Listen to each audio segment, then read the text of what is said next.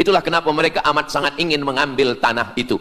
Tapi kita pula, Palestina bagi kita adalah hijrahnya Nabi Muhammad sallallahu alaihi wasallam yang dituliskan dalam Al-Quran. A'udzubillahi minasyaitonir rajim. Subhanalladzi asra bi'abdihi lailan minal masjidil haram ilal masjidil aqsa alladzi barakna haulah. Dulu semasa belajar di Al-Azhar ada satu subjek namanya Al-Milal wan Nihal. Al-Milal maknanya aliran-aliran keugamaan. Wan Nihal ugama-ugama. Maka salah satu aliran itu disebut dengan Zion. Zion adalah nama satu bukit yang ada di Palestina. Lalu mereka mengambil nama ini sebagai satu gerakan dunia. Dalam bahasa Arabnya disebut dengan As-Sahyuniyah atau Zionis. Mereka ingin mengembalikan Yahudi ke Palestina. Apa yang membuat mereka ingin?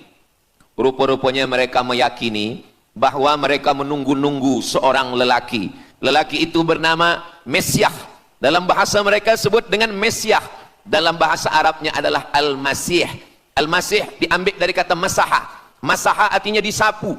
Kita dalam wudhu ada menyapu. Idza qumtum ila shalah, kalau kamu ingin sembahyang, faghsilu wujuhakum, muka dibasuh.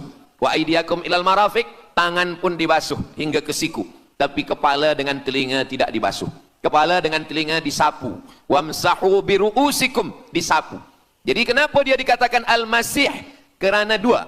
Pertama, waktu lahirnya badannya disapu dengan minyak. Yang kedua, setelah dia besar, bila dia tengok orang lumpuh, dia sapu. Orang yang lumpuh boleh tegak berdiri. Bila nampak orang buta, dia sapu. Orang buta boleh menengok.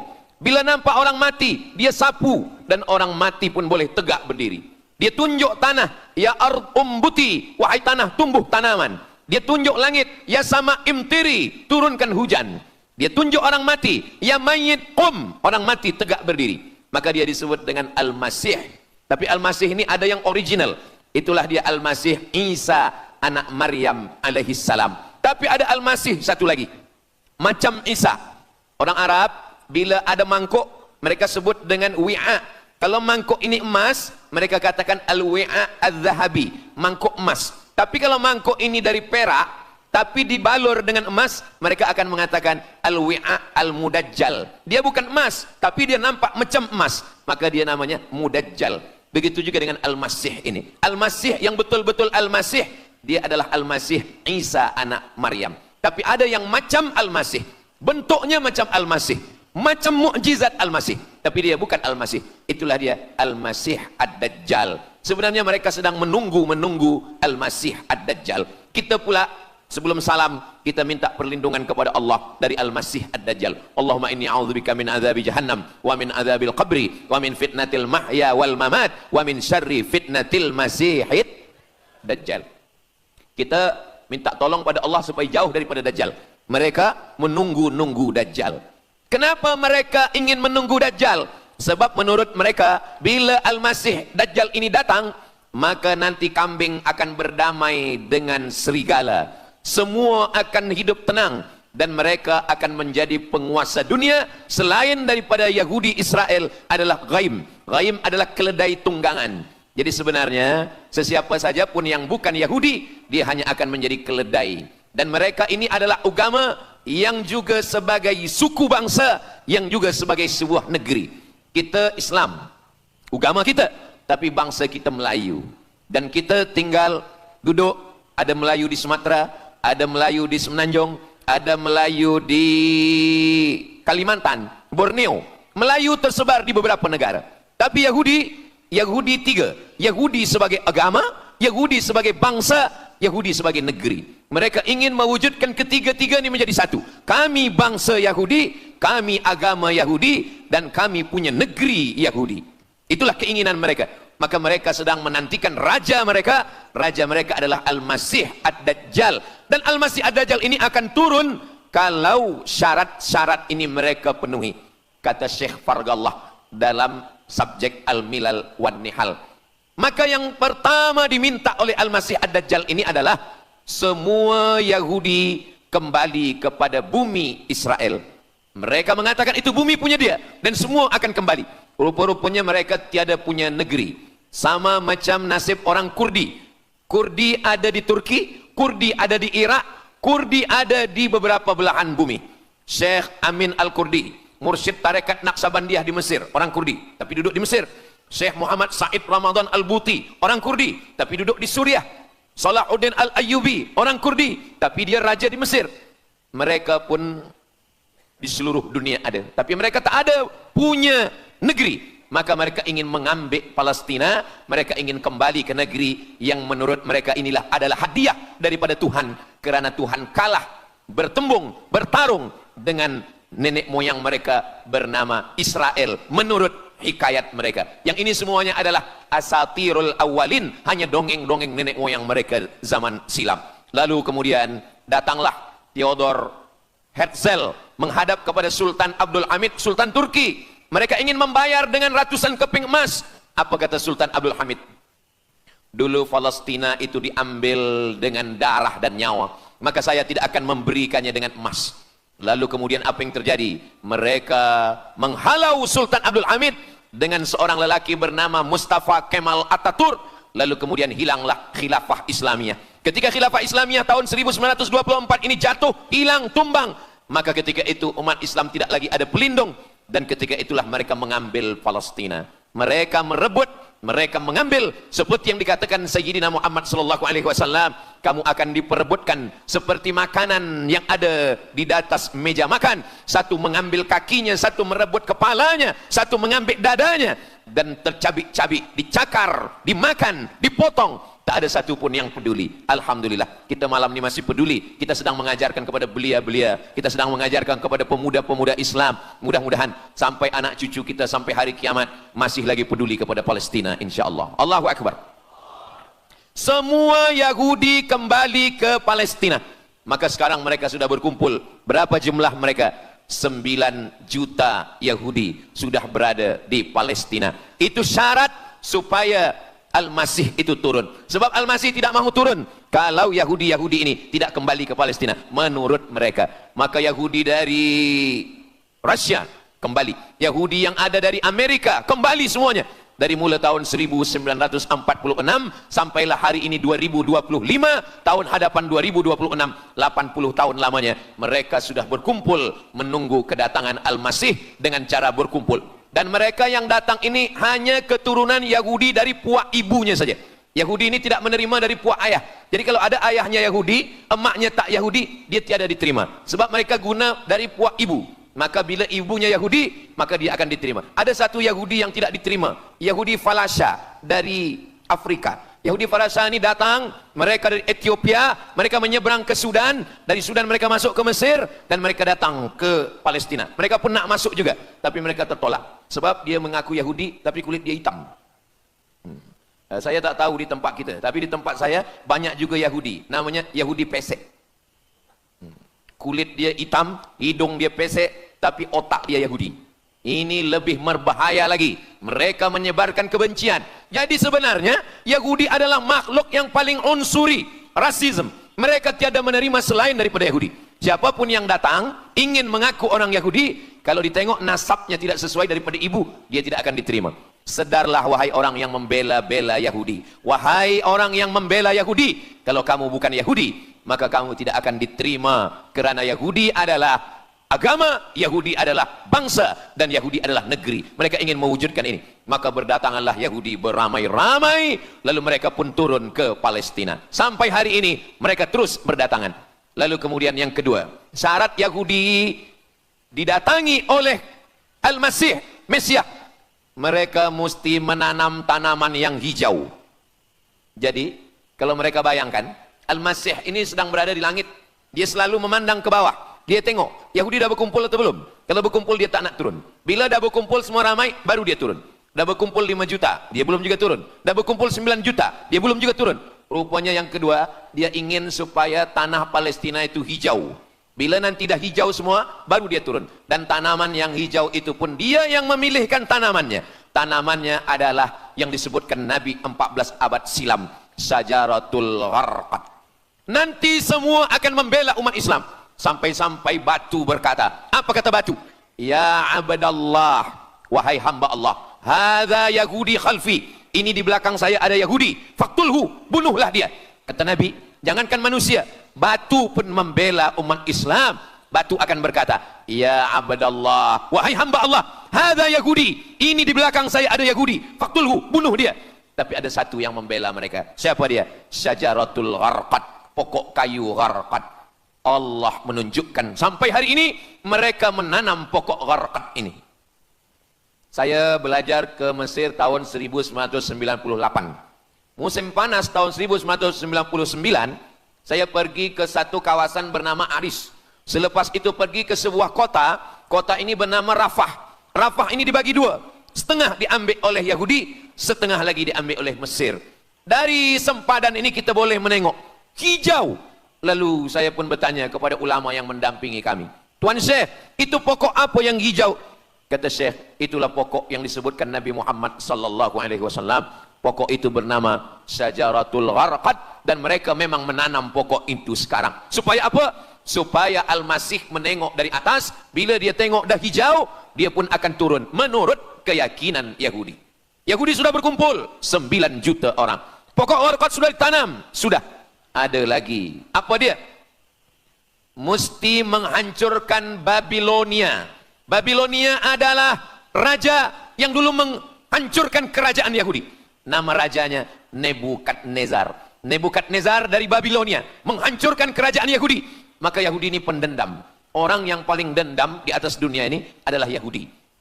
Nebukadnezar sudah lama musnah, tapi dendam mereka kepada Irak sampai hari ini. Babilonia itu adalah Irak.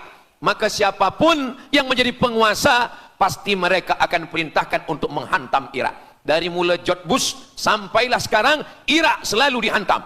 Dituduh bahwa Irak ada punya senjata membunuh manusia. Mereka katakan bahwa Saddam Hussein ini ada memiliki senjata yang boleh menghancurkan peradaban manusia.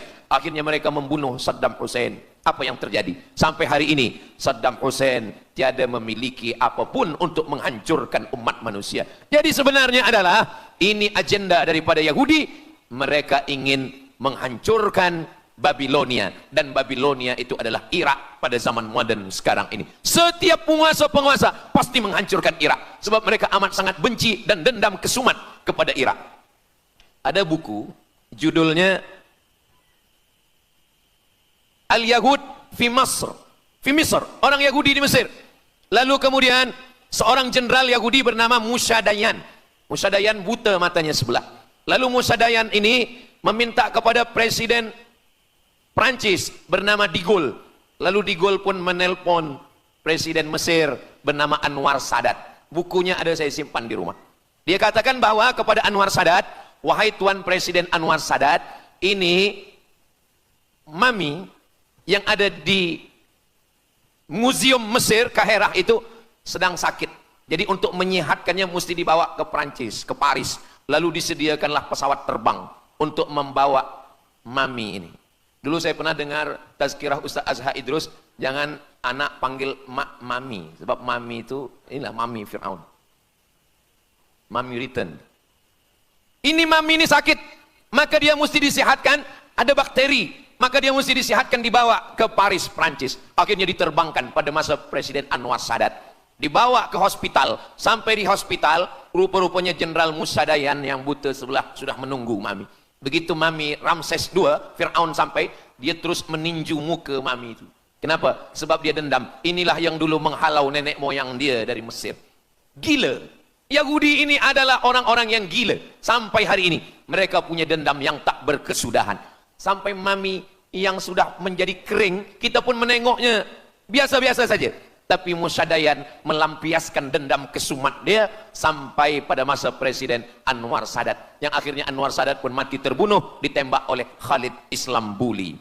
Begitulah Allah Subhanahu wa taala menceritakan saksi sejarah supaya umat Islam faham bagaimana fikiran, bagaimana sakit jiwanya orang-orang Yahudi. Mereka sudah berkumpul di Palestina 9 juta. Tanam-tanaman hijau sudah ditanam. Irak sudah dihantam, hancur lebur Irak. Apa lagi yang mereka lakukan? Tanah-tanah Palestina mesti merah. Tanah Palestina tidak boleh hitam. Tanah Palestina mesti merah. Apa yang membuat tanah Palestina merah? Merah kerana darah budak-budak, anak-anak yang tak berdosa dari Palestina. Jadi kalau ada orang yang hari ini terheran-heran, mengapa mereka membunuh budak kecil? Mengapa mereka menjatuhkan bom untuk menghancurkan rumah, membunuh perempuan yang hamil tiada berdosa? Tapi bila orang faham, dia mengerti, sesungguhnya mereka ingin supaya darah anak-anak yang tiada berdosa itu tumpah. Kalau darah itu sudah tumpah, disitulah mereka menantikan supaya Al-Masih, Mesiah itu turun membela. Sebab itu adalah raja di raja mereka. Apa yang terjadi sebenarnya hari ini? Yang terjadi sebenarnya adalah mereka membangun, membina sebuah kerajaan dari khayal, dari fikiran gila. Maka ada seorang yang tidak percaya kepada Allah, dia atheist, dia tak percaya kepada Tuhan, namanya Roger Jarroudi. Tapi akhirnya dia dapat hidayah, dia masuk Islam.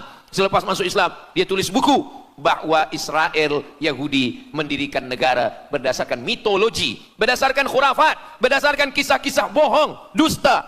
Tapi mereka percaya dengan dusta itu.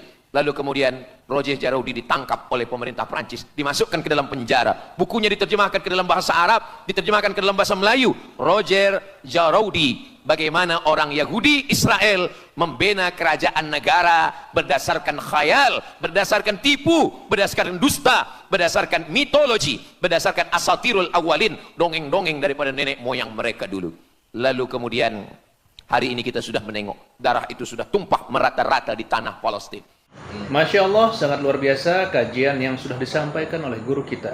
Sahabat beriman yang dimuliakan Allah, tetaplah di channel ini karena kajian ini belum selesai. Tentunya masih banyak lagi hal-hal menarik yang akan disampaikan oleh guru kita. Mari kita lanjutkan kembali. Selamat mendengarkan. Kenapa Al-Masih, Mesiah belum juga turun? Kenapa belum datang juga Mesiah yang mereka tunggu itu? Rupanya ada syarat lagi yang belum. Apa dia? Mereka mesti membina satu yang disebut dengan Haikal Sulaiman, Temple of King Solomon. Mereka meyakini bahwa raja mereka adalah Solomon, dan dia ada sebuah kuil yang mereka sebut, mereka tulis bukunya, Temple of King Solomon. Di mana letaknya? Letaknya adalah di atas Al-Masjidil Aqsa. Mereka ingin menghancurkan Al-Masjidil Aqsa, diratakan dengan tanah. Nanti mereka akan bina Temple of King Solomon. Selepas itu mereka siapkan satu kerusi singgasana.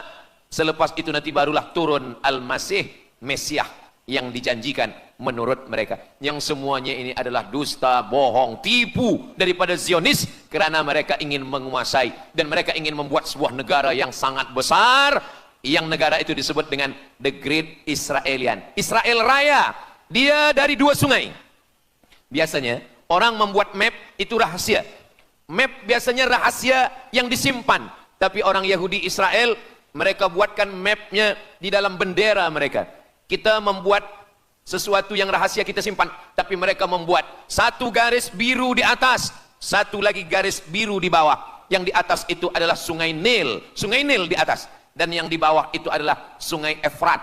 Sungai Nil di atas, Afrika Utara, Mesir. Sungai Efrat di bawah, Sungai Efrat ada di Irak. Lalu di tengah itu ada bintang segi 6. Apa maknanya?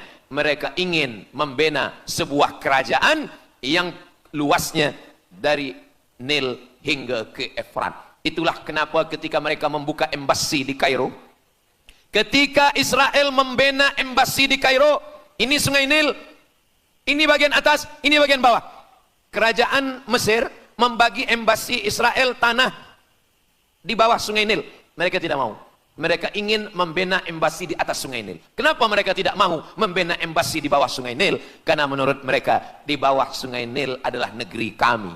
Orang membina embasi hanya di luar daripada kerajaannya. Jadi sebenarnya menurut pengakuan mereka, Mesir yang ada sekarang, semua yang ada di bawah Nil hingga ke Efrat Irak, itu adalah kerajaan mereka. Yang kalau mereka mewujudkan itu nanti, mereka akan menjadikan semua manusia ini sebagai keledai tunggangan. Alhamdulillah, itu disampaikan oleh Syekh Fargallah. Lalu kemudian kami membacanya, mempelajarinya, beliau bacakan di kelas, dan hari ini saya amat sangat bersenang hati. Tapi kita tetap susah hati dengan Palestina. Saya merasa senang hati sebab saya boleh menyampaikannya kepada para belia pemuda muslimin muslimat yang hadir malam ini. Macam mana suara saya, jelas tak jelas? Jelas. Yang saya sampaikan ini boleh faham? Alhamdulillah. Yang tak faham, nanti faham sendiri insyaAllah. Begitulah Allah Subhanahu wa ta'ala. Saya dulu pernah berjumpa dengan Syekh Muhammad Jibril. Lalu kemudian saya tanya Syekh Muhammad Jibril, Syekh, kenapa Allah membinasakan kaum Ad, kaum Samud, kaum Madian? wa ila samud akhahum salihah, wa ila madyana akhahum syuaiba, wa ila adin akhahum huda. Madian, Samud, Ad, semuanya musnah. Iram dzatil imad, Iram hilang semuanya. Tapi kenapa Yahudi ini masih ada sekarang? Kenapa Allah tak musnahkan? Kata Syekh Muhammad Jibril, Allah Maha Kuasa untuk memusnahkan Yahudi, Israel. Senang saja bagi Allah. Innama amruhu idza arada syai'an ayyakula lahu kun fayakun. Yahudi Israel mati semua rata dengan tanah. Satu jeritan malaikat mati mereka semua. Allah goncangkan bumi, habis mereka ditelan bumi. Ya bunayya, wahai anakku, kalaulah Israel Yahudi ini mati, lalu kamu masuk surga dengan apa, kata dia.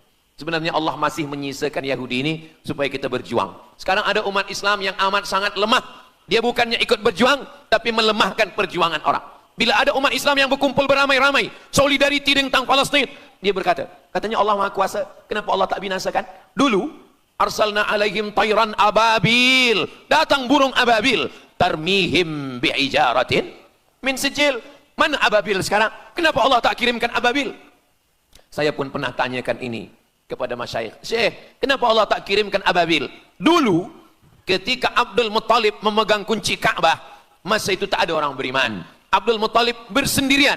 Lalu kemudian dia datang ke Ka'bah. Dia letakkan kunci itu. Ya Allah, inna lihadzal baiti rabban yahmih. Saya sendiri seorang saja. Saya tak sanggup untuk menolong Ka'bah. Inna lihadzal baiti rabban yahmih. Ka'bah ini ada pemiliknya. Ka'bah ini ada pelindungnya. Allah akan melindungi.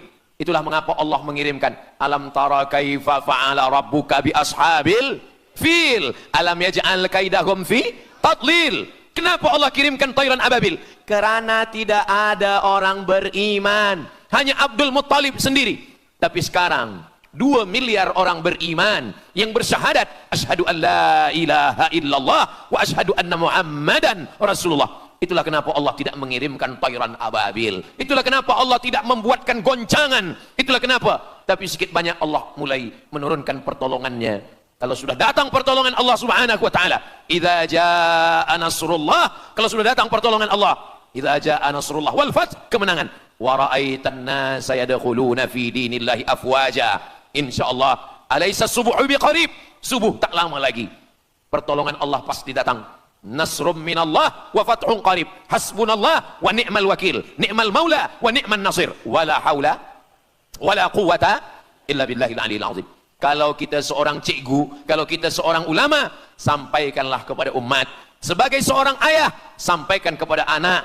Sebagai seorang ahli keluarga, kita mesti ingatkan, buatkan baju dengan lambang, simbol, bendera penderitaan Palestin. Kalau kita menonton dengan keluarga di rumah, tontonkan bagaimana penderitaan anak-anak di Palestin. Saya di rumah ada gambar besar, gambar Palestin. Sehingga setiap kali tamu datang, kita bercerita, dia tanya, ini gambar apa nih Ustaz? Inilah gambar saudara kita yang sedang teraniaya di Palestin. Malam ini kita guna sorban, kita pakai sorban yang mengingatkan kita kepada Palestin. Apapun yang kita lakukan, jangan lupa menyampaikan khutbah Jumat, kunut nazilah, Allahumma ansuril Islam wal muslimina fi Palestin. Silahul mu'min, ad-du'a silahul mu'min. Kalau kita tiada senjata lagi, maka sesungguhnya doa. Man lam yahtam bi amril muslimin, siapa yang tak peduli kepada penderitaan saudaranya di Palestin, falaisa minhum, dia tidak diakui sebagai umat Nabi Muhammad sallallahu alaihi wasallam. Orang beriman bukan setakat sembahyang subuh, zuhur, asar, maghrib, isya. Orang beriman bukan setakat ditengok berapa kali dia ke Baitullah haji dan umrah, tapi orang beriman bagaimana perasaan dia kepada saudaranya. Maka kata Nabi SAW, la yu'minu ahadukum, kamu tidak beriman, kalaupun kamu beriman, belum sempurna, hatta yuhibba li akhi, sampai engkau sayang kepada saudaramu. Ma yuhibbu li nafsih, sayang kepada saudara seperti sayang pada diri sendiri. Kalau anak saudara kita di Palestina teraniaya, kita lebih teraniaya. Kalau pipi kita dicubit sakit, begitu juga dengan saudara kita di Palestina. Kita memang hidup pada zaman yang susah, yang payah. Beruntunglah datuk nenek moyang kita 100 tahun yang lampau. Mereka selamat dari fitnah ini. Tapi kita pun tak boleh mengutuk nasib. Mengapa saya hidup sekarang? Kenapa kami hidup tahun 1447 ini ya Allah? Tentu ada hikmahnya. Allah hidupkan kita hari ini. Kenapa saya tak hidup zaman Nabi? Kalau ada pemuda belia sekarang datang kepada Ustaz Abdul Somad. Ustaz Somad, kenapa saya tak hidup zaman Nabi? Kalau saya hidup zaman Nabi mungkin saya baik. Kamu yang komplain kepada Allah, kalau kamu hidup zaman Nabi mungkin tidak ikut Nabi, ikut Abu Lahab, ikut Abu Jahal. Kita dihidupkan Allah hari ini. Kita masih bersama dengan guru kita, Al-Fadhil Ustaz Azhar Idrus. Kita masih bersama dengan orang-orang baik, orang mulia. Alaikum bil jamaah. Kata Nabi SAW, man syadza syadza finnar. Jangan bersendirian. Sendirian masuk neraka. Kita mesti berjamaah. Alhamdulillah. Yang ada kuasa dengan kuasanya. Yang ada fatwa dengan fatwanya. Yang ada ilmu dengan ilmunya. Bagi penuntut-penuntut, pelajar-pelajar, tonton. Buat video. Buat apapun yang boleh kita buat. Share, gambar, semuanya. Itu ada tanggung jawab kita di hadapan Allah Subhanahu wa taala. Kullukum ra'in. Setiap kamu pemimpin hadap ke Baitul Maqdis 17 hingga 18 bulan. Sampai akhirnya pada bulan Sya'ban turun ayat, qad nara taqalluba wajhika fis sama'. Kami menengok wajah engkau menghadap ke arah langit. Fawalli wajhaka syatral Masjidil Haram. Hadapkanlah wajahmu ke arah Masjidil Haram. Lalu Nabi pun menghadap ke arah Masjidil Haram. Selepas itu sahabat datang beramai-ramai menjumpai Nabi Muhammad SAW. Ya Rasulullah, bagaimana saudara kami yang sembahyang, yang solat 16 bulan, 17 bulan, 18 bulan, dia menghadap ke Palestina. Apakah solatnya diterima Allah? Turun ayat, wa ma kana Allahu liyudhi'a imanahum. Tafsirnya, wa ma kana Allahu liyudhi'a salatahum. Allah tidak menyia-nyiakan sembahyang mereka. Allah tidak menyia-nyiakan solat mereka. Sembahyang mereka yang dulu menghadap ke Baitul Maqdis diterima Allah atau tidak? Itu yang mereka cemaskan, itu yang mereka khawatirkan. Sembahyang yang 18 bulan itu yang mereka takutkan. Bagaimana kita sekarang? Bagaimana sembahyang saudara kita? Bagaimana puasa mereka? Bagaimana musim sejuk? Mereka sejuk. Bagaimana mereka tak boleh makan, tak boleh minum? Kalau kita sudah berbuat di luar kemampuan kita, kita tidak akan dituntut di hadapan Allah. La yukallifullahu nafsan illa wus'aha. Mudah-mudahan apa yang kita lakukan malam ini, kita bangkitkan semangat jamaah. Selemah-lemahnya adalah doa.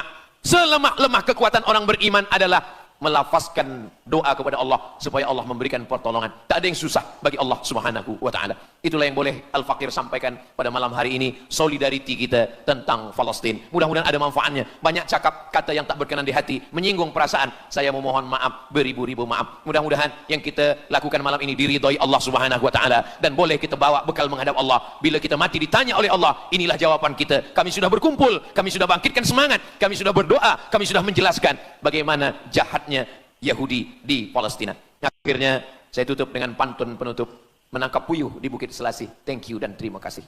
Aku lu qauli hadza astaghfirullah li wa lakum. Allahu akbar. Allahu akbar. Allahu akbar. Sallu ala Nabi Muhammad. Allahumma salli ala Sayyidina Muhammad wa ala ali Sayyidina Muhammad. Terima kasih segala perhatian. Mohon maaf segala kesilapan dan kekhilafan. Wassalamualaikum warahmatullahi wabarakatuh. Alhamdulillahirrabbilalamin. Demikianlah kajian penuh ilmu, hikmah dan manfaat yang sudah disampaikan oleh guru kita. Semoga tausiah yang beliau sampaikan kepada kita semua menjadi ilmu yang bermanfaat dalam kehidupan kita sehari-hari. Dan semoga kita semua bisa istiqomah dalam mengamalkannya. Amin ya rabbal alamin. Sahabat beriman yang dirahmati Allah, terima kasih banyak sudah menyimak kajian ini sampai selesai. Doa dan harapan saya, semoga sahabat semua selalu diberikan kesehatan, dimudahkan segala urusannya, dan dilancarkan rezekinya. Amin ya rabbal alamin. Demikian yang dapat saya bagikan, kurang lebihnya mohon maaf. Sampai bertemu lagi di kajian berikutnya. Wabillahi taufiq wal hidayah, waridha wal inayah. Wassalamualaikum warahmatullahi wabarakatuh. Setelah kita mendengarkan bersama kajian yang sangat luar biasa dari guru kita, sekarang mari kita lanjutkan aktivitas kita masing-masing. Semoga kajian yang beliau sampaikan kepada kita semua menjadi ilmu yang bermanfaat dalam kehidupan kita sehari-hari. Dan semoga kita semua bisa istiqomah dalam mengamalkannya. Amin ya rabbal alamin. Selamat beraktivitas buat sahabat semua dan sukses selalu. Sampai bertemu lagi di video berikutnya. Wassalamualaikum warahmatullahi wabarakatuh. Mengapa Israel ini ingin betul mengambil Palestina ini? Apa yang ada di Palestina? Apakah di Palestina itu ada emas? Apakah di Palestina itu ada perak? Mengapa mereka bersemangat betul ingin mengambil Palestina ini?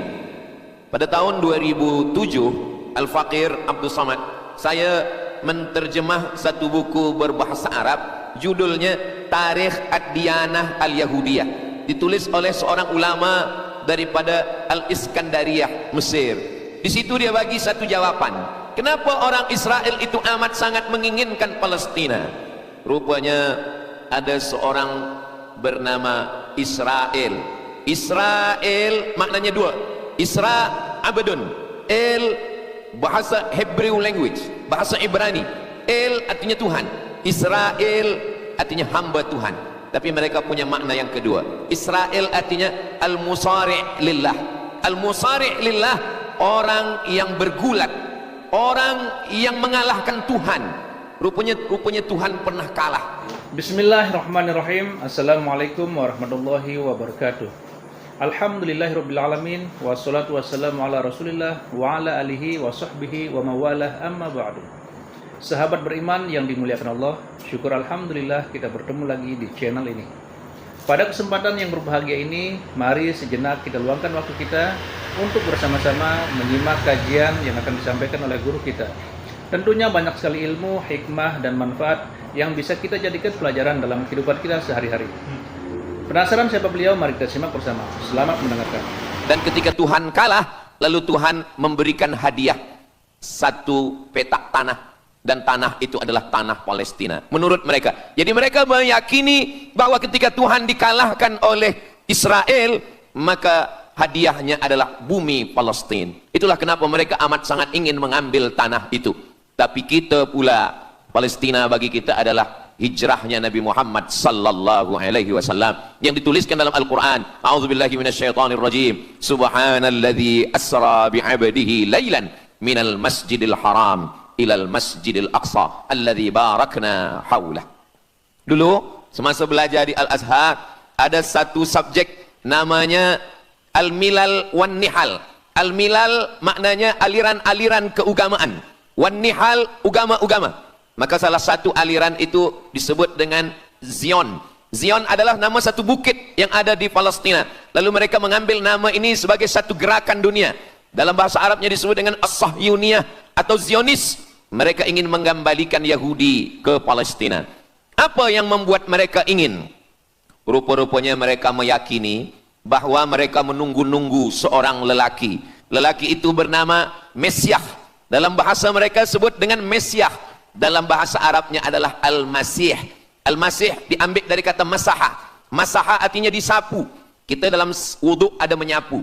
Idza qumtum ila shalah, kalau kamu ingin sembahyang, faghsilu wujuhakum, muka dibasuh, wa aydiyakum ilal marafiq, tangan pun dibasuh hingga ke siku, tapi kepala dengan telinga tidak dibasuh. Kepala dengan telinga disapu. Wamsahu biru'usikum, disapu. Jadi kenapa dia dikatakan Al-Masih? Kerana dua. Pertama, waktu lahirnya badannya disapu dengan minyak. Yang kedua, setelah dia besar, bila dia tengok orang lumpuh, dia sapu. Orang yang lumpuh boleh tegak berdiri. Bila nampak orang buta, dia sapu. Orang buta boleh menengok. Bila nampak orang mati, dia sapu. Dan orang mati pun boleh tegak berdiri. Dia tunjuk tanah, ya ard umbuti, wahai tanah tumbuh tanaman. Dia tunjuk langit, ya sama imtiri, turunkan hujan. Dia tunjuk orang mati, ya mayyit qum, orang mati tegak berdiri. Maka dia disebut dengan Al-Masih. Tapi Al-Masih ini ada yang original. Itulah dia Al-Masih Isa anak Maryam alaihi salam. Tapi ada Al-Masih satu lagi, macam Isa. Orang Arab bila ada mangkuk, mereka sebut dengan wi'a. Kalau mangkuk ini emas, mereka katakan al-wi'a az-zahabi, mangkuk emas. Tapi kalau mangkuk ini dari perak tapi dibalur dengan emas, mereka akan mengatakan al-wi'a al-mudajjal. Dia bukan emas, tapi dia nampak macam emas, maka dia namanya mudajjal. Begitu juga dengan Al-Masih ini. Al-Masih yang betul-betul Al-Masih, dia adalah Al-Masih Isa anak Maryam. Tapi ada yang macam Al-Masih, bentuknya macam Al-Masih, macam mukjizat Al-Masih, tapi dia bukan Al-Masih. Itulah dia Al-Masih Ad-Dajjal. Sebenarnya mereka sedang menunggu Al-Masih Ad-Dajjal. Kita pula sebelum salam, kita minta perlindungan kepada Allah dari Al-Masih Ad-Dajjal. Allahumma inni a'udzubika min adzabi jahannam wa min adzabil qabri wa min fitnatil mahya wal mamat wa min syarri fitnatil masihid Dajjal. Kita minta tolong pada Allah supaya jauh daripada Dajjal. Mereka menunggu-nunggu Dajjal. Kenapa mereka ingin menunggu Dajjal? Sebab menurut mereka, bila Al-Masih Dajjal ini datang, maka nanti kambing akan berdamai dengan serigala. Semua akan hidup tenang. Dan mereka akan menjadi penguasa dunia. Selain daripada Yahudi Israel adalah ghaim. Ghaim adalah keledai tunggangan. Jadi sebenarnya sesiapa saja pun yang bukan Yahudi, dia hanya akan menjadi keledai. Dan mereka ini adalah agama yang juga sebagai suku bangsa, yang juga sebagai sebuah negeri. Kita Islam, agama kita, tapi bangsa kita Melayu. Dan kita tinggal duduk, ada Melayu di Sumatera, ada Melayu di Semenanjung, ada Melayu di Kalimantan, Borneo. Melayu tersebar di beberapa negara. Tapi Yahudi tiga. Yahudi sebagai agama, Yahudi sebagai bangsa, Yahudi sebagai negeri. Mereka ingin mewujudkan ketiga-tiga ini menjadi satu. Kami bangsa Yahudi, kami agama Yahudi, dan kami punya negeri Yahudi. Itulah keinginan mereka. Maka mereka sedang menantikan raja mereka. Raja mereka adalah Al-Masih Ad-Dajjal. Dan Al-Masih Ad-Dajjal ini akan turun kalau syarat-syarat ini mereka penuhi. Kata Syekh Fargallah dalam subjek Al-Milal wan Nihal. Maka yang pertama diminta oleh Al-Masih Ad-Dajjal ini adalah semua Yahudi kembali kepada bumi Israel. Mereka mengatakan itu bumi punya dia dan semua akan kembali. Rupa-rupanya mereka tiada punya negeri. Sama macam nasib orang Kurdi. Kurdi ada di Turki, Kurdi ada di Irak, Kurdi ada di beberapa belahan bumi. Syekh Amin Al-Kurdi, mursyid tarekat Naqsabandiyah di Mesir, orang Kurdi, tapi duduk di Mesir. Syekh Muhammad Said Ramadan Al-Buti, orang Kurdi, tapi duduk di Suriah. Salahuddin Al-Ayyubi, orang Kurdi, tapi dia raja di Mesir.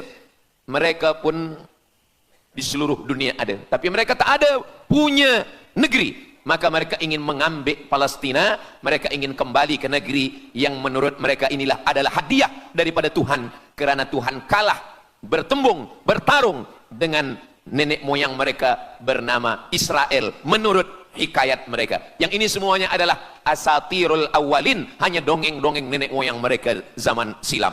Lalu kemudian datanglah Theodor Herzl menghadap kepada Sultan Abdul Hamid, Sultan Turki. Mereka ingin membayar dengan ratusan keping emas. Apa kata Sultan Abdul Hamid? Dulu Palestina itu diambil dengan darah dan nyawa, maka saya tidak akan memberikannya dengan emas.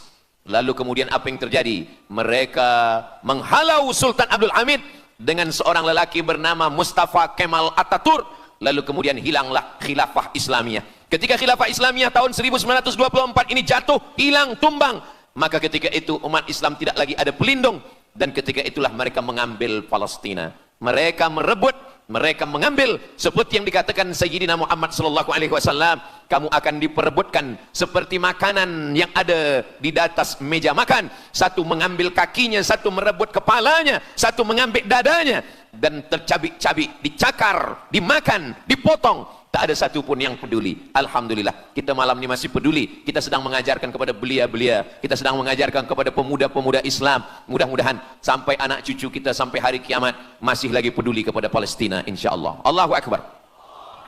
Semua Yahudi kembali ke Palestina. Maka sekarang mereka sudah berkumpul. Berapa jumlah mereka?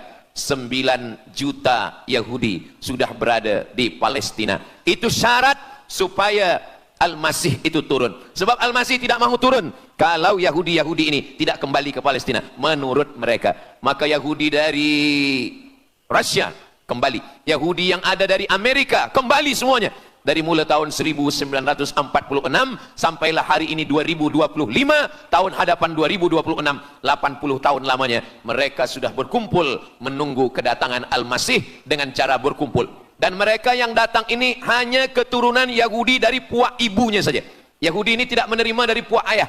Jadi kalau ada ayahnya Yahudi, emaknya tak Yahudi, dia tiada diterima. Sebab mereka guna dari puak ibu. Maka bila ibunya Yahudi, maka dia akan diterima. Ada satu Yahudi yang tidak diterima, Yahudi Falasha dari Afrika. Yahudi Falasha ini datang, mereka dari Ethiopia, mereka menyeberang ke Sudan, dari Sudan mereka masuk ke Mesir, dan mereka datang ke Palestina. Mereka pun nak masuk juga, tapi mereka tertolak. Sebab dia mengaku Yahudi, tapi kulit dia hitam. Saya tak tahu di tempat kita, tapi di tempat saya banyak juga Yahudi, namanya Yahudi pesek. Kulit dia hitam, hidung dia pesek, tapi otak dia Yahudi. Ini lebih berbahaya lagi. Mereka menyebarkan kebencian. Jadi sebenarnya Yahudi adalah makhluk yang paling unsuri, rasisme. Mereka tiada menerima selain daripada Yahudi. Siapapun yang datang ingin mengaku orang Yahudi, kalau ditengok nasabnya tidak sesuai daripada ibu, dia tidak akan diterima. Sedarlah wahai orang yang membela-bela Yahudi. Wahai orang yang membela Yahudi, kalau kamu bukan Yahudi, maka kamu tidak akan diterima, karena Yahudi adalah agama, Yahudi adalah bangsa, dan Yahudi adalah negeri. Mereka ingin mewujudkan ini. Maka berdatanganlah Yahudi beramai-ramai, lalu mereka pun turun ke Palestina. Sampai hari ini mereka terus berdatangan. Lalu kemudian yang kedua, syarat Yahudi didatangi oleh Al-Masih, Mesias, mereka mesti menanam tanaman yang hijau. Jadi kalau mereka bayangkan, Al-Masih ini sedang berada di langit, dia selalu memandang ke bawah. Dia tengok, Yahudi dah berkumpul atau belum? Kalau berkumpul dia tak nak turun. Bila dah berkumpul semua ramai, baru dia turun. Dah berkumpul 5 juta, dia belum juga turun. Dah berkumpul 9 juta, dia belum juga turun. Rupanya yang kedua, dia ingin supaya tanah Palestina itu hijau. Bila nanti dah hijau semua, baru dia turun. Dan tanaman yang hijau itu pun dia yang memilihkan tanamannya. Tanamannya adalah yang disebutkan Nabi 14 abad silam, Syajaratul Gharqad.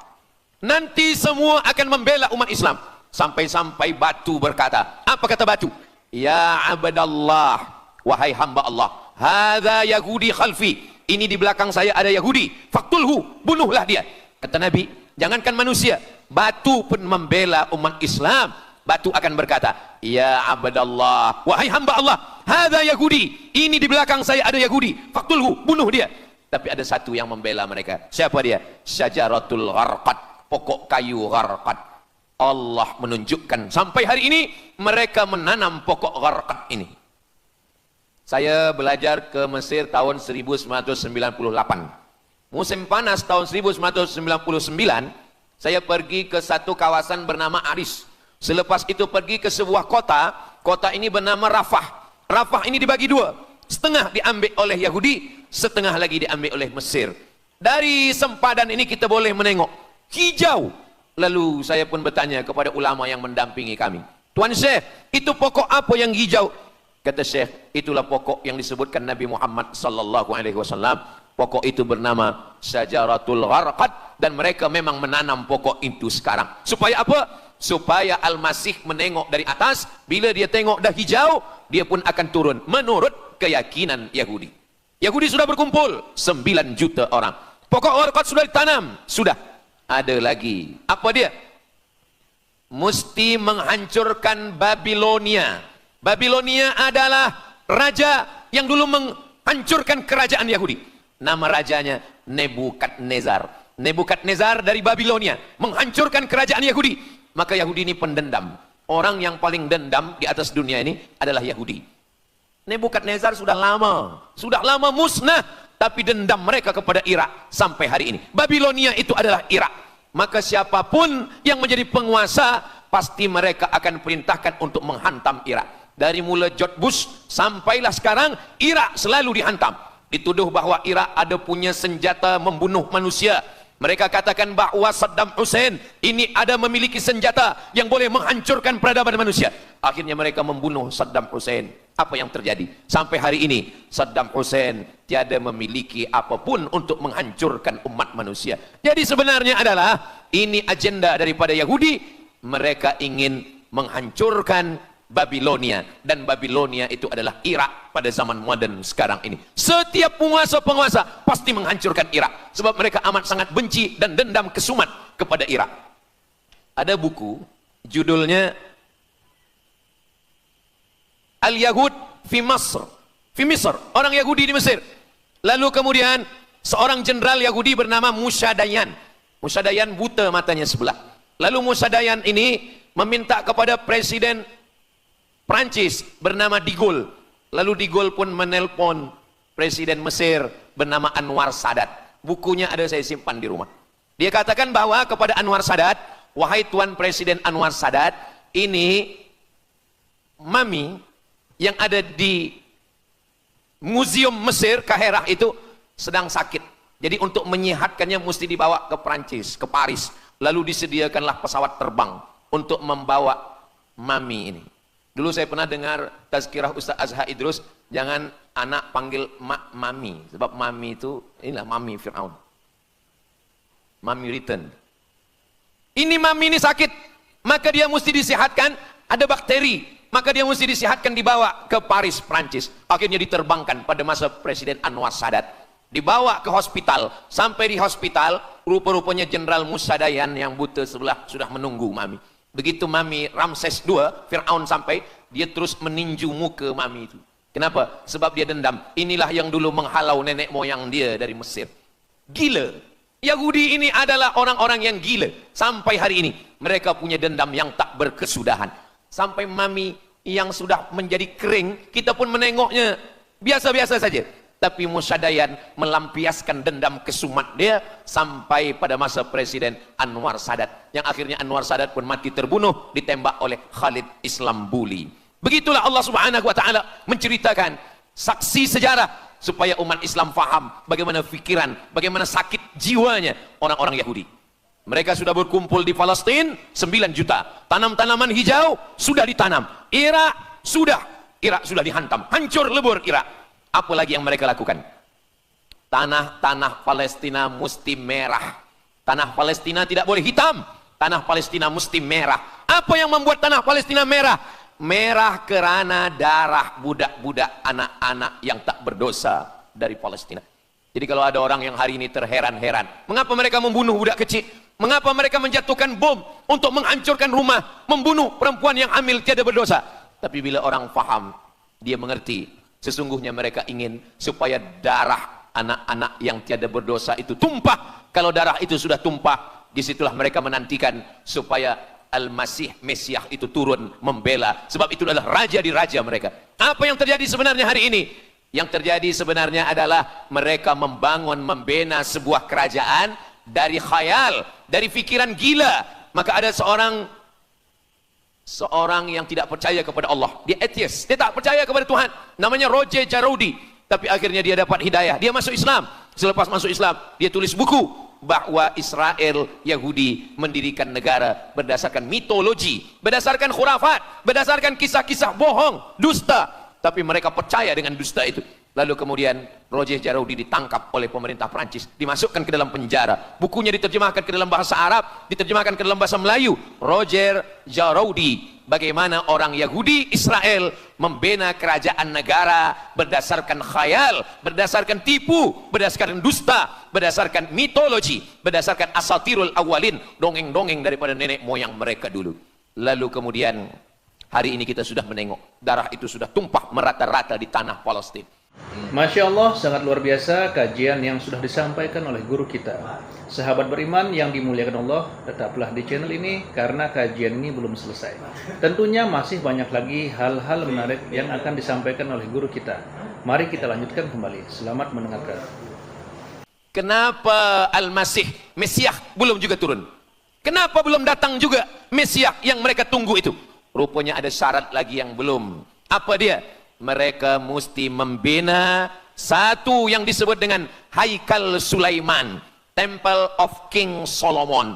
Mereka meyakini bahwa raja mereka adalah Solomon, dan dia ada sebuah kuil yang mereka sebut, mereka tulis bukunya, Temple of King Solomon. Di mana letaknya? Letaknya adalah di atas Al-Masjidil Aqsa. Mereka ingin menghancurkan Al-Masjidil Aqsa, diratakan dengan tanah, nanti mereka akan bina Temple of King Solomon. Selepas itu mereka siapkan satu kerusi singgasana. Selepas itu nanti barulah turun Al-Masih, Mesiah yang dijanjikan menurut mereka. Yang semuanya ini adalah dusta, bohong, tipu daripada Zionis, kerana mereka ingin menguasai dan mereka ingin membuat sebuah negara yang sangat besar, yang negara itu disebut dengan The Great Israelian, Israel Raya. Dia dari 2 sungai. Biasanya orang membuat map itu rahasia. Map biasanya rahasia yang disimpan. Tapi orang Yahudi Israel, mereka buatkan mapnya di dalam bendera mereka. Kita membuat sesuatu yang rahasia kita simpan. Tapi mereka membuat satu garis biru di atas, satu lagi garis biru di bawah. Yang di atas itu adalah sungai Nil. Sungai Nil di atas. Dan yang di bawah itu adalah sungai Efrat. Sungai Nil di atas, Afrika Utara, Mesir. Sungai Efrat di bawah, Sungai Efrat ada di Irak. Lalu di tengah itu ada bintang segi 6. Apa maknanya? Mereka ingin membina sebuah kerajaan yang luasnya dari Nil hingga ke Efrat. Itulah kenapa ketika mereka membuka embasi di Kairo, ketika Israel membina embasi di Kairo, ini Sungai Nil, Ini bagian atas, ini bagian bawah. Kerajaan Mesir membagi embasi Israel tanah di bawah Sungai Nil. Mereka tidak mau. Mereka ingin membina embasi di atas Sungai Nil. Kenapa mereka tidak mau membina embasi di bawah Sungai Nil? Karena menurut mereka di bawah Sungai Nil adalah negeri kami. Orang membina embasi hanya di luar daripada kerajaannya. Jadi sebenarnya menurut pengakuan mereka, Mesir yang ada sekarang, semua yang ada di bawah Nil hingga ke Efrat Irak, itu adalah kerajaan mereka. Yang kalau mereka mewujudkan itu nanti, mereka akan menjadikan semua manusia ini sebagai keledai tunggangan. Alhamdulillah, itu disampaikan oleh Syekh Fargallah. Lalu kemudian kami membacanya, mempelajarinya, beliau bacakan di kelas, dan hari ini saya amat sangat bersenang hati. Tapi kita tetap susah hati dengan Palestina. Saya merasa senang hati sebab saya boleh menyampaikannya kepada para belia pemuda muslimin muslimat yang hadir malam ini. Macam mana suara saya, jelas tak jelas? Jelas. Yang saya sampaikan ini boleh faham? Alhamdulillah. Yang tak faham, nanti faham sendiri insyaAllah. Begitulah Allah Subhanahu wa ta'ala. Saya dulu pernah berjumpa dengan Syekh Muhammad Jibril. Lalu kemudian saya tanya Syekh Muhammad Jibril, Syekh, kenapa Allah membinasakan kaum Ad, kaum Samud, kaum Madian? Wa ila Samud akhahum Salihah, wa ila Madian akhahum Syuaiba, wa ila Adin akhahum Huda. Madian, Samud, Ad, semuanya musnah. Iram dzatil imad. Iram, hilang semuanya. Tapi kenapa Yahudi ini masih ada sekarang? Kenapa Allah tak musnahkan? Kata Syekh Muhammad Jibril, Allah Maha Kuasa untuk memusnahkan Yahudi, Israel. Senang saja bagi Allah. Innama amruhu idza arada syai'an ayyaqula lahu kun fayakun. Yahudi, Israel mati semua rata dengan tanah. Satu jeritan malaikat mati mereka semua. Allah goncangkan bumi, habis mereka ditelan bumi. Ya bunayya, wahai anakku, kalaulah Israel Yahudi ini mati, lalu kamu masuk surga dengan apa, kata dia. Sebenarnya Allah masih menyisakan Yahudi ini supaya kita berjuang. Sekarang ada umat Islam yang amat sangat lemah. Dia bukannya ikut berjuang, tapi melemahkan perjuangan orang. Bila ada umat Islam yang berkumpul beramai-ramai, solidariti tentang Palestina, dia berkata, katanya Allah Maha Kuasa, kenapa Allah tak binasakan? Dulu, arsalna alaihim tayran ababil, datang burung ababil, tarmihim bi'ijaratin min sijil. Mana ababil sekarang? Kenapa Allah tak kirimkan ababil? Saya pun pernah tanyakan ini kepada masyayikh, Syekh, kenapa Allah tak kirimkan ababil? Dulu ketika Abdul Muttalib memegang kunci Ka'bah, masa itu tak ada orang beriman. Abdul Muttalib bersendirian, lalu kemudian dia datang ke Ka'bah, dia letakkan kunci itu. Ya Allah, inna li hadzal baiti rabban yahmih. Saya sendiri seorang saja, saya tak sanggup untuk menolong Ka'bah. Inna li hadzal baiti rabban yahmih. Ka'bah ini ada pemiliknya, Ka'bah ini ada pelindungnya, Allah akan melindungi. Itulah mengapa Allah mengirimkan alam tara kaifa fa'ala rabbuka bi ashabil fil alam yaj'al kaidahum fi tadlil. Kenapa Allah kirimkan tayran ababil? Karena tidak ada orang beriman, hanya Abdul Muttalib sendiri. Tapi sekarang 2 miliar orang beriman yang bersyahadat asyhadu an la ilaha illallah wa asyhadu anna muhammadan rasulullah. Itulah kenapa Allah tidak mengirimkan tayran ababil. Itulah kenapa Allah tidak membuatkan goncangan. Itulah kenapa. Tapi sedikit banyak Allah mulai menurunkan pertolongannya. Kalau sudah datang pertolongan Allah Subhanahu wa taala, idza jaa nasrullah, kalau sudah datang pertolongan Allah, idza jaa nasrullah wal fath, kemenangan. Wa ra'aitan nasa yadkhuluna fi dinillahi afwaja. Insyaallah, alaysa subuhu biqarib. Subuh tak lama lagi. Pertolongan Allah pasti datang. Nasrum minallah wa fathun qarib. Hasbunallah wa ni'mal wakil. Ni'mal maula wa ni'man nasir. Wala haula wala quwata illa billahil aliyil azim. Kalau kita seorang cikgu, kalau kita seorang ulama, sampaikanlah kepada umat. Sebagai seorang ayah, sampaikan kepada anak. Sebagai seorang ahli keluarga, kita mesti ingatkan, buatkan baju dengan lambang, simbol, bendera penderitaan Palestina. Kalau kita menonton dengan keluarga di rumah, tontonkan bagaimana penderitaan anak-anak di Palestina. Saya di rumah ada gambar besar, gambar Palestina. Sehingga setiap kali tamu datang, kita bercerita, dia tanya, ini gambar apa nih Ustaz? Inilah gambar saudara kita yang sedang teraniaya di Palestina. Malam ini kita guna sorban, kita pakai sorban yang mengingatkan kita kepada Palestina. Apapun yang kita lakukan, jangan lupa menyampaikan khutbah Jumat, kunut nazilah, Allahumma ansuril Islam wal muslimina fi Palestin. Silahul mu'min, ad-du'a silahul mu'min. Kalau kita tiada senjata lagi, maka sesungguhnya doa, man lam yahtam bi amril muslimin, siapa yang tak peduli kepada penderitaan saudaranya di Palestin, falaisa minhum, dia tidak diakui sebagai umat Nabi Muhammad sallallahu alaihi wasallam. Orang beriman bukan setakat sembahyang subuh, zuhur, asar, maghrib, isya. Orang beriman bukan setakat ditengok berapa kali dia ke Baitullah haji dan umrah, tapi orang beriman bagaimana perasaan dia kepada saudaranya. Maka kata Nabi SAW, la yu'minu ahadukum, kamu tidak beriman, kalaupun kamu beriman belum sempurna, hatta yuhibba li akhi, sampai engkau sayang kepada saudaramu. Ma yuhibbu li nafsih, sayang kepada saudara seperti sayang pada diri sendiri. Kalau anak saudara kita di Palestina teraniaya, kita lebih teraniaya. Kalau pipi kita dicubit sakit, begitu juga dengan saudara kita di Palestina. Kita memang hidup pada zaman yang susah, yang payah. Beruntunglah datuk nenek moyang kita 100 tahun yang lampau, mereka selamat dari fitnah ini. Tapi kita pun tak boleh mengutuk nasib. Mengapa saya hidup sekarang? Kenapa kami hidup tahun 1447 ini ya Allah? Tentu ada hikmahnya. Allah hidupkan kita hari ini. Kenapa saya tak hidup zaman Nabi? Kalau ada pemuda belia sekarang datang kepada Ustaz Abdul Somad, Ustaz Somad, kenapa saya tak hidup zaman Nabi? Kalau saya hidup zaman Nabi mungkin saya baik. Kamu yang komplain kepada Allah, kalau kamu hidup zaman Nabi mungkin tidak ikut Nabi, ikut Abu Lahab, ikut Abu Jahal. Kita dihidupkan Allah hari ini, kita masih bersama dengan guru kita, Al-Fadhil Ustaz Azhar Idrus. Kita masih bersama dengan orang-orang baik, orang mulia. Alaikum bil jamaah. Kata Nabi SAW, man syadza syadza finnar, jangan bersendirian, sendirian masuk neraka. Kita mesti berjamaah. Alhamdulillah, yang ada kuasa dengan kuasanya, yang ada fatwa dengan fatwanya, yang ada ilmu dengan ilmunya.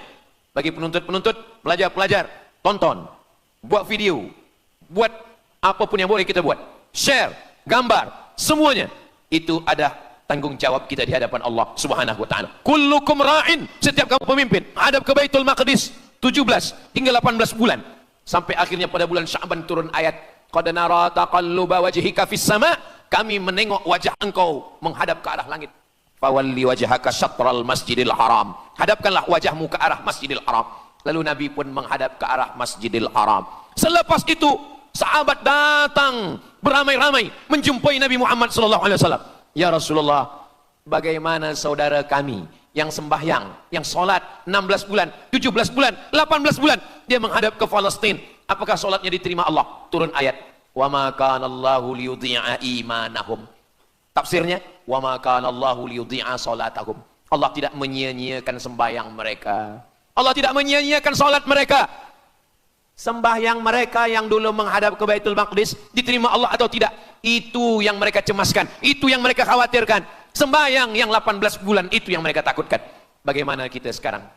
Bagaimana sembahyang saudara kita? Bagaimana puasa mereka? Bagaimana musim sejuk? Mereka sejuk. Bagaimana mereka tak boleh makan, tak boleh minum?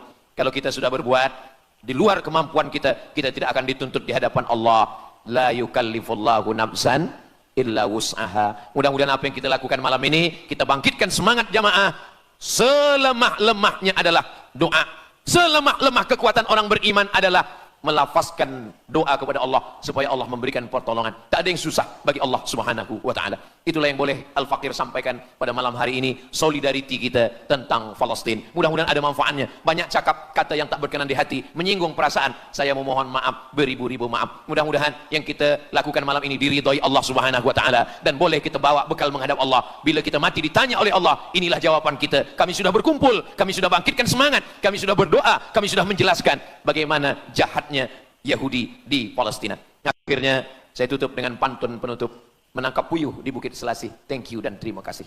Aqulu qauli hadza astaghfirullah li wa lakum. Allahu akbar. Allahu akbar. Allahu akbar. Sallu ala Nabi Muhammad. Allahumma salli ala Sayyidina Muhammad wa ala ali Sayyidina Muhammad. Terima kasih segala perhatian. Mohon maaf segala kesilapan dan kekhilafan. Wassalamualaikum warahmatullahi wabarakatuh. Alhamdulillahirrabbilalamin. Demikianlah kajian penuh ilmu, hikmah dan manfaat yang sudah disampaikan oleh guru kita. Semoga tausiah yang beliau sampaikan kepada kita semua menjadi ilmu yang bermanfaat dalam kehidupan kita sehari-hari. Dan semoga kita semua bisa istiqomah dalam mengamalkannya. Amin ya rabbal alamin. Sahabat beriman yang dirahmati Allah, terima kasih banyak sudah menyimak kajian ini sampai selesai. Doa dan harapan saya, semoga sahabat semua selalu diberikan kesehatan, dimudahkan segala urusannya, dan dilancarkan rezekinya. Amin ya rabbal alamin. Demikian yang dapat saya bagikan, kurang lebihnya mohon maaf. Sampai bertemu lagi di kajian berikutnya. Wabillahi taufik wal hidayah, waridha wal inayah. Wassalamualaikum warahmatullahi wabarakatuh. Setelah kita mendengarkan bersama kajian yang sangat luar biasa dari guru kita, sekarang mari kita lanjutkan aktivitas kita masing-masing.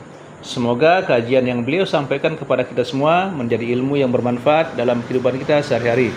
Dan semoga kita semua bisa istiqomah dalam mengamalkannya. Amin ya rabbal alamin. Selamat beraktivitas buat sahabat semua dan sukses selalu.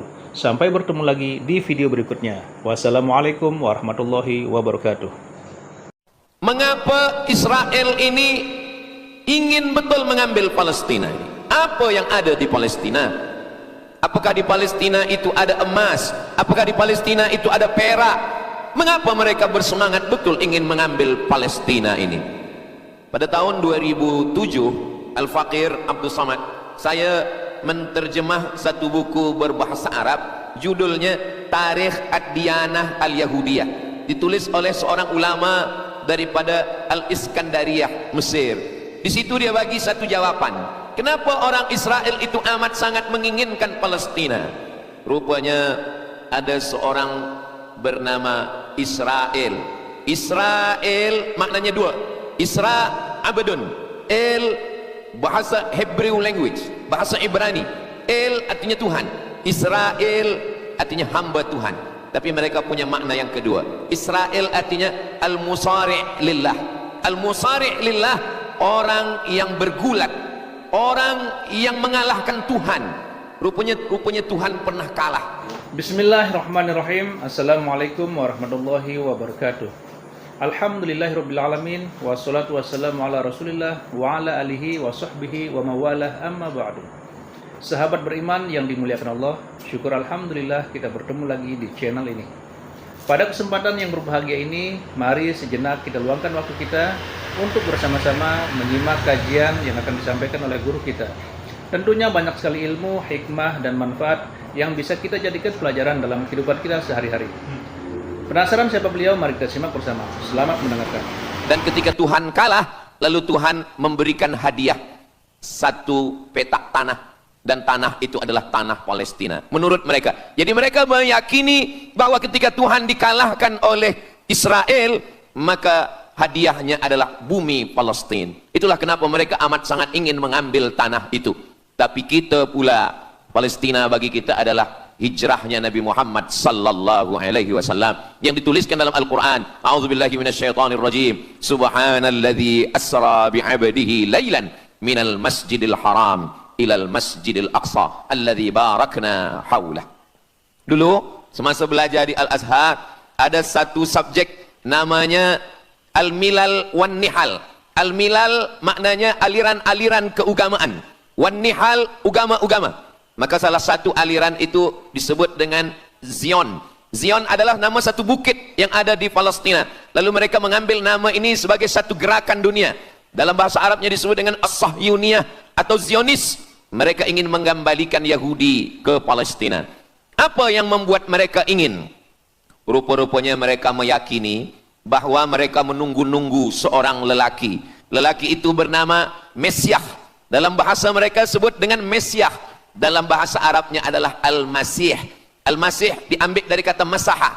Masaha artinya disapu. Kita dalam wudhu ada menyapu. Idza qumtum ila shalah, kalau kamu ingin sembahyang, faghsilu wujuhakum, muka dibasuh. Wa aydiyakum ilal marafiq, tangan pun dibasuh hingga ke siku. Tapi kepala dengan telinga tidak dibasuh. Kepala dengan telinga disapu. Wamsahu biru'usikum, disapu. Jadi kenapa dia dikatakan Al-Masih? Kerana dua. Pertama, waktu lahirnya badannya disapu dengan minyak. Yang kedua, setelah dia besar, bila dia tengok orang lumpuh, dia sapu. Orang yang lumpuh boleh tegak berdiri. Bila nampak orang buta, dia sapu. Orang buta boleh menengok.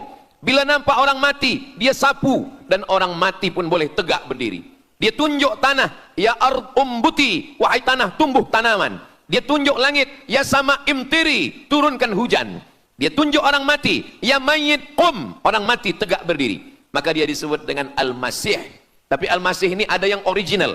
Itulah dia Al-Masih Isa anak Maryam alaihi salam. Tapi ada Al-Masih satu lagi. Macam Isa. Orang Arab bila ada mangkuk, mereka sebut dengan wi'a. Kalau mangkuk ini emas, mereka katakan al-wi'a adz-dzahabi, mangkuk emas. Tapi kalau mangkuk ini dari perak, tapi dibalur dengan emas, mereka akan mengatakan al-wi'a al-mudajjal. Dia bukan emas, tapi dia nampak macam emas, maka dia namanya mudajjal. Begitu juga dengan Al-Masih ini. Al-Masih yang betul-betul Al-Masih, dia adalah Al-Masih Isa anak Maryam. Tapi ada yang macam Al-Masih, bentuknya macam Al-Masih, macam mukjizat Al-Masih, tapi dia bukan Al-Masih. Itulah dia Al-Masih Ad-Dajjal. Sebenarnya mereka sedang menunggu Al-Masih Ad-Dajjal.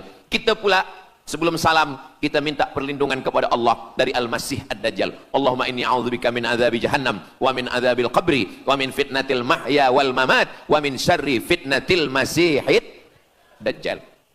Kita minta tolong pada Allah supaya jauh daripada Dajjal. Mereka menunggu Dajjal. Kenapa mereka ingin menunggu Dajjal? Sebab menurut mereka, bila Al-Masih Dajjal ini datang, maka nanti kambing akan berdamai dengan serigala. Semua akan hidup tenang dan mereka akan menjadi penguasa dunia. Selain daripada Yahudi Israel adalah ghaim. Ghaim adalah keledai tunggangan.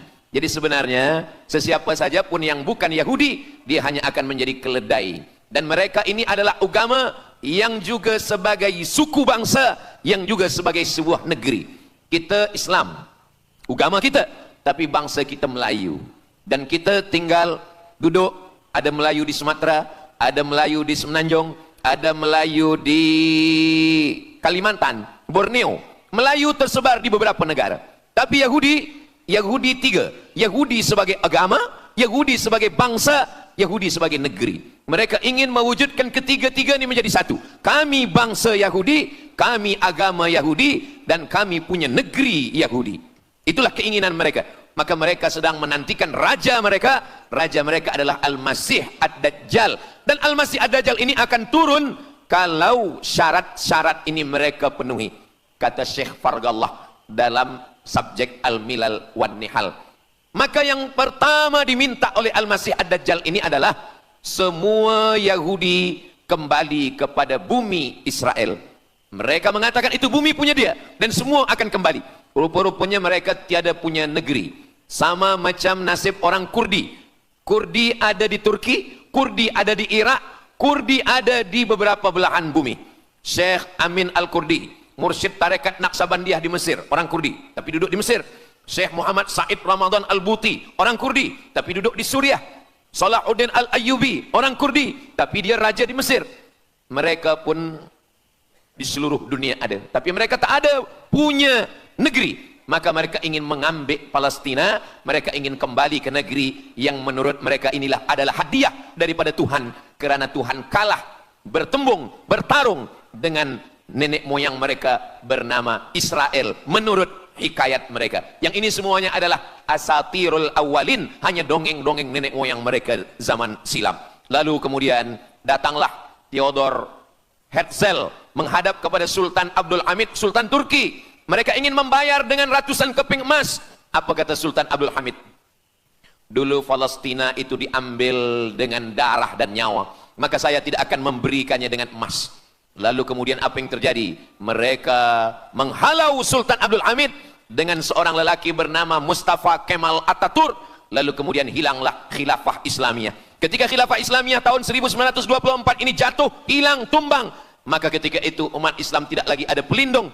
Dan ketika itulah mereka mengambil Palestina. Mereka merebut, mereka mengambil, seperti yang dikatakan Sayyidina Muhammad sallallahu alaihi wasallam, kamu akan diperebutkan seperti makanan yang ada di atas meja makan. Satu mengambil kakinya, satu merebut kepalanya, satu mengambil dadanya, dan tercabik-cabik, dicakar, dimakan, dipotong. Tak ada satu pun yang peduli. Alhamdulillah, kita malam ini masih peduli. Kita sedang mengajarkan kepada belia-belia, kita sedang mengajarkan kepada pemuda-pemuda Islam. Mudah-mudahan sampai anak cucu kita sampai hari kiamat masih lagi peduli kepada Palestina, insya-Allah. Allahu Akbar. Semua Yahudi kembali ke Palestina.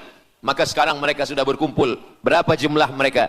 9 juta Yahudi sudah berada di Palestina. Itu syarat supaya Al-Masih itu turun. Sebab Al-Masih tidak mahu turun kalau Yahudi-Yahudi ini tidak kembali ke Palestina menurut mereka. Maka Yahudi dari Rusia, kembali. Yahudi yang ada dari Amerika kembali semuanya. Dari mulai tahun 1946 sampailah hari ini 2025, tahun hadapan 2026, 80 tahun lamanya mereka sudah berkumpul menunggu kedatangan Al-Masih dengan cara berkumpul. Dan mereka yang datang ini hanya keturunan Yahudi dari puak ibunya saja. Yahudi ini tidak menerima dari puak ayah. Jadi kalau ada ayahnya Yahudi, emaknya tak Yahudi, dia tiada diterima. Sebab mereka guna dari puak ibu. Maka bila ibunya Yahudi, maka dia akan diterima. Ada satu Yahudi yang tidak diterima, Yahudi Falasha dari Afrika. Yahudi Falasha ini datang, mereka dari Ethiopia, mereka menyeberang ke Sudan, dari Sudan mereka masuk ke Mesir, dan mereka datang ke Palestina. Mereka pun nak masuk juga, tapi mereka tertolak. Sebab dia mengaku Yahudi, tapi kulit dia hitam. Saya tak tahu di tempat kita, tapi di tempat saya banyak juga Yahudi, namanya Yahudi pesek. Kulit dia hitam, hidung dia pesek, tapi otak dia Yahudi. Ini lebih berbahaya lagi. Mereka menyebarkan kebencian. Jadi sebenarnya Yahudi adalah makhluk yang paling unsuri, rasisme. Mereka tiada menerima selain daripada Yahudi. Siapapun yang datang ingin mengaku orang Yahudi, kalau ditengok nasabnya tidak sesuai daripada ibu, dia tidak akan diterima. Sedarlah wahai orang yang membela-bela Yahudi. Wahai orang yang membela Yahudi, kalau kamu bukan Yahudi, maka kamu tidak akan diterima. Kerana Yahudi adalah agama, Yahudi adalah bangsa, dan Yahudi adalah negeri. Mereka ingin mewujudkan ini. Maka berdatanganlah Yahudi beramai-ramai, lalu mereka pun turun ke Palestina. Sampai hari ini mereka terus berdatangan. Lalu kemudian yang kedua, syarat Yahudi didatangi oleh Al-Masih, Mesias, mereka mesti menanam tanaman yang hijau. Jadi kalau mereka bayangkan, Al-Masih ini sedang berada di langit, dia selalu memandang ke bawah. Dia tengok, Yahudi dah berkumpul atau belum? Kalau berkumpul dia tak nak turun. Bila dah berkumpul semua ramai, baru dia turun. Dah berkumpul 5 juta, dia belum juga turun. Dah berkumpul 9 juta, dia belum juga turun. Rupanya yang kedua, dia ingin supaya tanah Palestina itu hijau. Bila nanti dah hijau semua, baru dia turun. Dan tanaman yang hijau itu pun dia yang memilihkan tanamannya. Tanamannya adalah yang disebutkan Nabi 14 abad silam, Syajaratul Gharqad. Nanti semua akan membela umat Islam. Sampai-sampai batu berkata, apa kata batu? Ya abdallah, wahai hamba Allah, hadza Yahudi khalfi, ini di belakang saya ada Yahudi, faktulhu, bunuhlah dia. Kata Nabi, jangankan manusia, batu pun membela umat Islam. Batu akan berkata, ya abdallah, wahai hamba Allah, hadza Yahudi, ini di belakang saya ada Yahudi, faktulhu, bunuh dia. Tapi ada satu yang membela mereka. Siapa dia? Syajaratul Gharqad, pokok kayu Gharqad. Allah menunjukkan sampai hari ini mereka menanam pokok Gharqad ini. Saya belajar ke Mesir tahun 1998. Musim panas tahun 1999, saya pergi ke satu kawasan bernama Aris. Selepas itu pergi ke sebuah kota, kota ini bernama Rafah. Rafah ini dibagi dua, setengah diambil oleh Yahudi, setengah lagi diambil oleh Mesir. Dari sempadan ini kita boleh menengok hijau. Lalu saya pun bertanya kepada ulama yang mendampingi kami, Tuan Syekh, itu pokok apa yang hijau? Kata Syekh, itulah pokok yang disebutkan Nabi Muhammad sallallahu alaihi wasallam. Pokok itu bernama Syajaratul Gharqad, dan mereka memang menanam pokok itu sekarang. Supaya apa? Supaya Al-Masih menengok dari atas, bila dia tengok dah hijau, dia pun akan turun menurut keyakinan Yahudi. Yahudi sudah berkumpul 9 juta orang. Pokok Gharqad sudah ditanam, sudah. Ada lagi, apa dia? Mesti menghancurkan Babilonia. Babilonia adalah raja yang dulu menghancurkan kerajaan Yahudi. Nama rajanya Nebukadnezar. Nebukadnezar dari Babilonia menghancurkan kerajaan Yahudi. Maka Yahudi ini pendendam. Orang yang paling dendam di atas dunia ini adalah Yahudi. Nebukadnezar sudah lama musnah, tapi dendam mereka kepada Irak sampai hari ini. Babilonia itu adalah Irak. Maka siapapun yang menjadi penguasa, pasti mereka akan perintahkan untuk menghantam Irak. Dari mula George Bush sampailah sekarang, Irak selalu dihantam. Dituduh bahwa Irak ada punya senjata membunuh manusia. Mereka katakan bahawa Saddam Hussein ini ada memiliki senjata yang boleh menghancurkan peradaban manusia. Akhirnya mereka membunuh Saddam Hussein. Apa yang terjadi? Sampai hari ini Saddam Hussein tiada memiliki apapun untuk menghancurkan umat manusia. Jadi sebenarnya adalah ini agenda daripada Yahudi. Mereka ingin menghancurkan Babilonia, dan Babilonia itu adalah Irak pada zaman modern sekarang ini. Setiap penguasa pasti menghancurkan Irak sebab mereka amat sangat benci dan dendam kesumat kepada Irak. Ada buku judulnya Al-Yahud fi Masr, orang Yahudi di Mesir. Lalu kemudian seorang jenderal Yahudi bernama Musa Dayan buta matanya sebelah. Lalu Musa Dayan ini meminta kepada Presiden Prancis bernama De Gaulle. Lalu De Gaulle pun menelpon Presiden Mesir bernama Anwar Sadat. Bukunya ada, saya simpan di rumah. Dia katakan bahwa kepada Anwar Sadat, wahai Tuan Presiden Anwar Sadat, ini mami yang ada di Museum Mesir Kaherah itu sedang sakit. Jadi untuk menyehatkannya mesti dibawa ke Prancis, ke Paris. Lalu disediakanlah pesawat terbang untuk membawa mami ini. Dulu saya pernah dengar tazkirah Ustaz Azhar Idrus, jangan anak panggil mami, sebab mami itu, inilah mami Fir'aun. Mami return. Ini mami ini sakit, maka dia mesti disehatkan, ada bakteri, maka dia mesti disehatkan, dibawa ke Paris, Prancis. Akhirnya diterbangkan pada masa Presiden Anwar Sadat. Dibawa ke hospital, sampai di hospital, rupa-rupanya Jenderal Musa Dayan yang buta sebelah sudah menunggu mami. Begitu mami Ramses II, Fir'aun sampai, dia terus meninju muka mami itu. Kenapa? Sebab dia dendam. Inilah yang dulu menghalau nenek moyang dia dari Mesir. Gila. Yahudi ini adalah orang-orang yang gila. Sampai hari ini, mereka punya dendam yang tak berkesudahan. Sampai mami yang sudah menjadi kering, kita pun menengoknya biasa-biasa saja. Tapi Musa Dayan melampiaskan dendam kesumat dia sampai pada masa Presiden Anwar Sadat, yang akhirnya Anwar Sadat pun mati terbunuh ditembak oleh Khalid Islambuli. Begitulah Allah Subhanahu wa taala menceritakan saksi sejarah supaya umat Islam faham bagaimana pikiran, bagaimana sakit jiwanya orang-orang Yahudi. Mereka sudah berkumpul di Palestina 9 juta. Tanam-tanaman hijau sudah ditanam. Irak sudah dihantam, hancur lebur Irak. Apa lagi yang mereka lakukan? Tanah Palestina mesti merah. Tanah Palestina tidak boleh hitam. Tanah Palestina mesti merah. Apa yang membuat tanah Palestina merah? Merah kerana darah budak-budak, anak-anak yang tak berdosa dari Palestina. Jadi kalau ada orang yang hari ini terheran-heran, mengapa mereka membunuh budak kecil? Mengapa mereka menjatuhkan bom untuk menghancurkan rumah, membunuh perempuan yang hamil tiada berdosa? Tapi bila orang faham, dia mengerti. Sesungguhnya mereka ingin supaya darah anak-anak yang tiada berdosa itu tumpah. Kalau darah itu sudah tumpah, disitulah mereka menantikan supaya Al-Masih, Mesiah itu turun membela. Sebab itu adalah raja di raja mereka. Apa yang terjadi sebenarnya hari ini? Yang terjadi sebenarnya adalah mereka membangun, membina sebuah kerajaan dari khayal, dari pikiran gila. Maka ada seorang yang tidak percaya kepada Allah, dia atheist, dia tak percaya kepada Tuhan, namanya Roger Jarroudi. Tapi akhirnya dia dapat hidayah, dia masuk Islam. Selepas masuk Islam, dia tulis buku bahwa Israel Yahudi mendirikan negara berdasarkan mitologi, berdasarkan khurafat, berdasarkan kisah-kisah bohong, dusta. Tapi mereka percaya dengan dusta itu.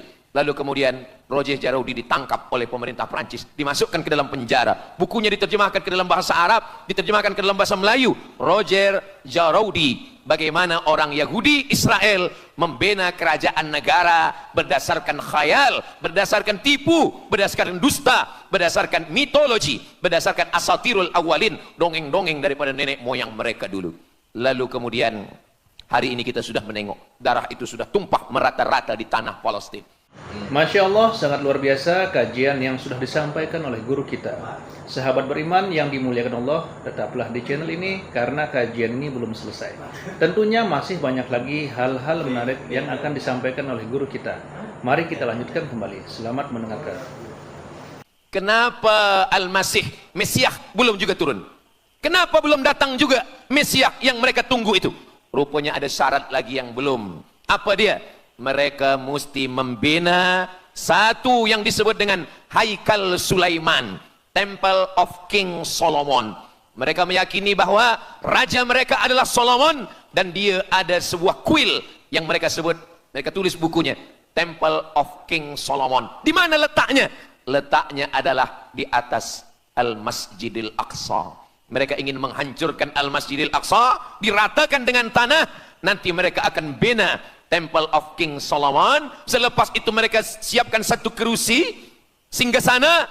Selepas itu nanti barulah turun Al-Masih, Mesiah yang dijanjikan menurut mereka. Yang semuanya ini adalah dusta, bohong, tipu daripada Zionis, karena mereka ingin menguasai dan mereka ingin membuat sebuah negara yang sangat besar, yang negara itu disebut dengan The Great Israelian. Israel Raya, dia dari 2 sungai. Biasanya orang membuat map itu rahasia. Map biasanya rahasia yang disimpan, tapi orang Yahudi Israel, mereka buatkan mapnya di dalam bendera mereka. Kita membuat sesuatu yang rahasia kita simpan, tapi mereka membuat satu garis biru di atas, satu lagi garis biru di bawah. Yang di atas itu adalah sungai Nil di atas, dan yang di bawah itu adalah sungai Efrat. Sungai Nil di atas, Afrika Utara, Mesir. Sungai Efrat di bawah, sungai Efrat ada di Irak. Lalu di tengah itu ada bintang segi 6. Apa maknanya? Mereka ingin membina sebuah kerajaan yang luasnya dari Nil hingga ke Efrat. Itulah kenapa ketika mereka membuka embasi di Kairo, ketika Israel membina embasi di Kairo, ini sungai Nil, ini bagian atas, ini bagian bawah. Kerajaan Mesir membagi embasi Israel tanah di bawah sungai Nil. Mereka tidak mau. Mereka ingin membina embasi di atas sungai Nil. Kenapa mereka tidak mau membina embasi di bawah sungai Nil? Karena menurut mereka di bawah sungai Nil adalah negeri kami. Orang membina embasi hanya di luar daripada kerajaannya. Jadi sebenarnya menurut pengakuan mereka, Mesir yang ada sekarang, semua yang ada di bawah Nil hingga ke Efrat Irak, itu adalah kerajaan mereka, yang kalau mereka mewujudkan itu nanti, mereka akan menjadikan semua manusia ini sebagai keledai tunggangan. Alhamdulillah, itu disampaikan oleh Syekh Fargallah. Lalu kemudian kami membacanya, mempelajarinya, beliau bacakan di kelas, dan hari ini saya amat sangat bersenang hati. Tapi kita tetap susah hati dengan Palestina. Saya merasa senang hati sebab saya boleh menyampaikannya kepada para belia pemuda muslimin muslimat yang hadir malam ini. Macam mana, suara saya jelas tak jelas? Jelas. Yang saya sampaikan ini boleh faham? Alhamdulillah. Yang tak faham, nanti faham sendiri insyaAllah. Begitulah Allah Subhanahu wa ta'ala. Saya dulu pernah berjumpa dengan Syekh Muhammad Jibril. Lalu kemudian saya tanya Syekh Muhammad Jibril, Syekh, kenapa Allah membinasakan kaum Ad, kaum Samud, kaum Madian? Wa ila Samuda akhahum Salihah, wa ila Madiana akhahum Syuaiba, wa ila Adin akhahum Huda. Madian, Samud, Ad, semuanya musnah. Irama dzatil imad, Iram, hilang semuanya. Tapi kenapa Yahudi ini masih ada sekarang? Kenapa Allah tak musnahkan? Kata Syekh Muhammad Jibril, Allah Maha Kuasa untuk memusnahkan Yahudi Israel. Senang saja bagi Allah. Innama amruhu idza arada syai'an ayyakula lahu kun fayakun. Yahudi Israel mati semua rata dengan tanah. Satu jeritan malaikat mati mereka semua. Allah goncangkan bumi, habis mereka ditelan bumi. Ya bunayya, wahai anakku, kalaulah Israel Yahudi ini mati, lalu kamu masuk surga dengan apa, kata dia. Sebenarnya Allah masih menyisakan Yahudi ini supaya kita berjuang. Sekarang ada umat Islam yang amat sangat lemah. Dia bukannya ikut berjuang, tapi melemahkan perjuangan orang. Bila ada umat Islam yang berkumpul beramai-ramai, solidariti tentang Palestina, dia berkata, katanya Allah Maha Kuasa, kenapa Allah tak binasakan? Dulu, arsalna alaihim tayran ababil, datang burung ababil, tarmihim bi'ijaratin min sijil. Mana ababil sekarang? Kenapa Allah tak kirimkan ababil? Saya pun pernah tanyakan ini kepada masyayikh, Syekh, kenapa Allah tak kirimkan ababil? Dulu ketika Abdul Muttalib memegang kunci Ka'bah, masa itu tak ada orang beriman. Abdul Muttalib bersendirian, lalu kemudian dia datang ke Ka'bah, dia letakkan kunci itu. Ya Allah, inna li hadzal baiti rabban yahmih. Saya sendiri seorang saja, saya tak sanggup untuk menolong Ka'bah. Inna li hadzal baiti rabban yahmih. Ka'bah ini ada pemiliknya, Ka'bah ini ada pelindungnya, Allah akan melindungi.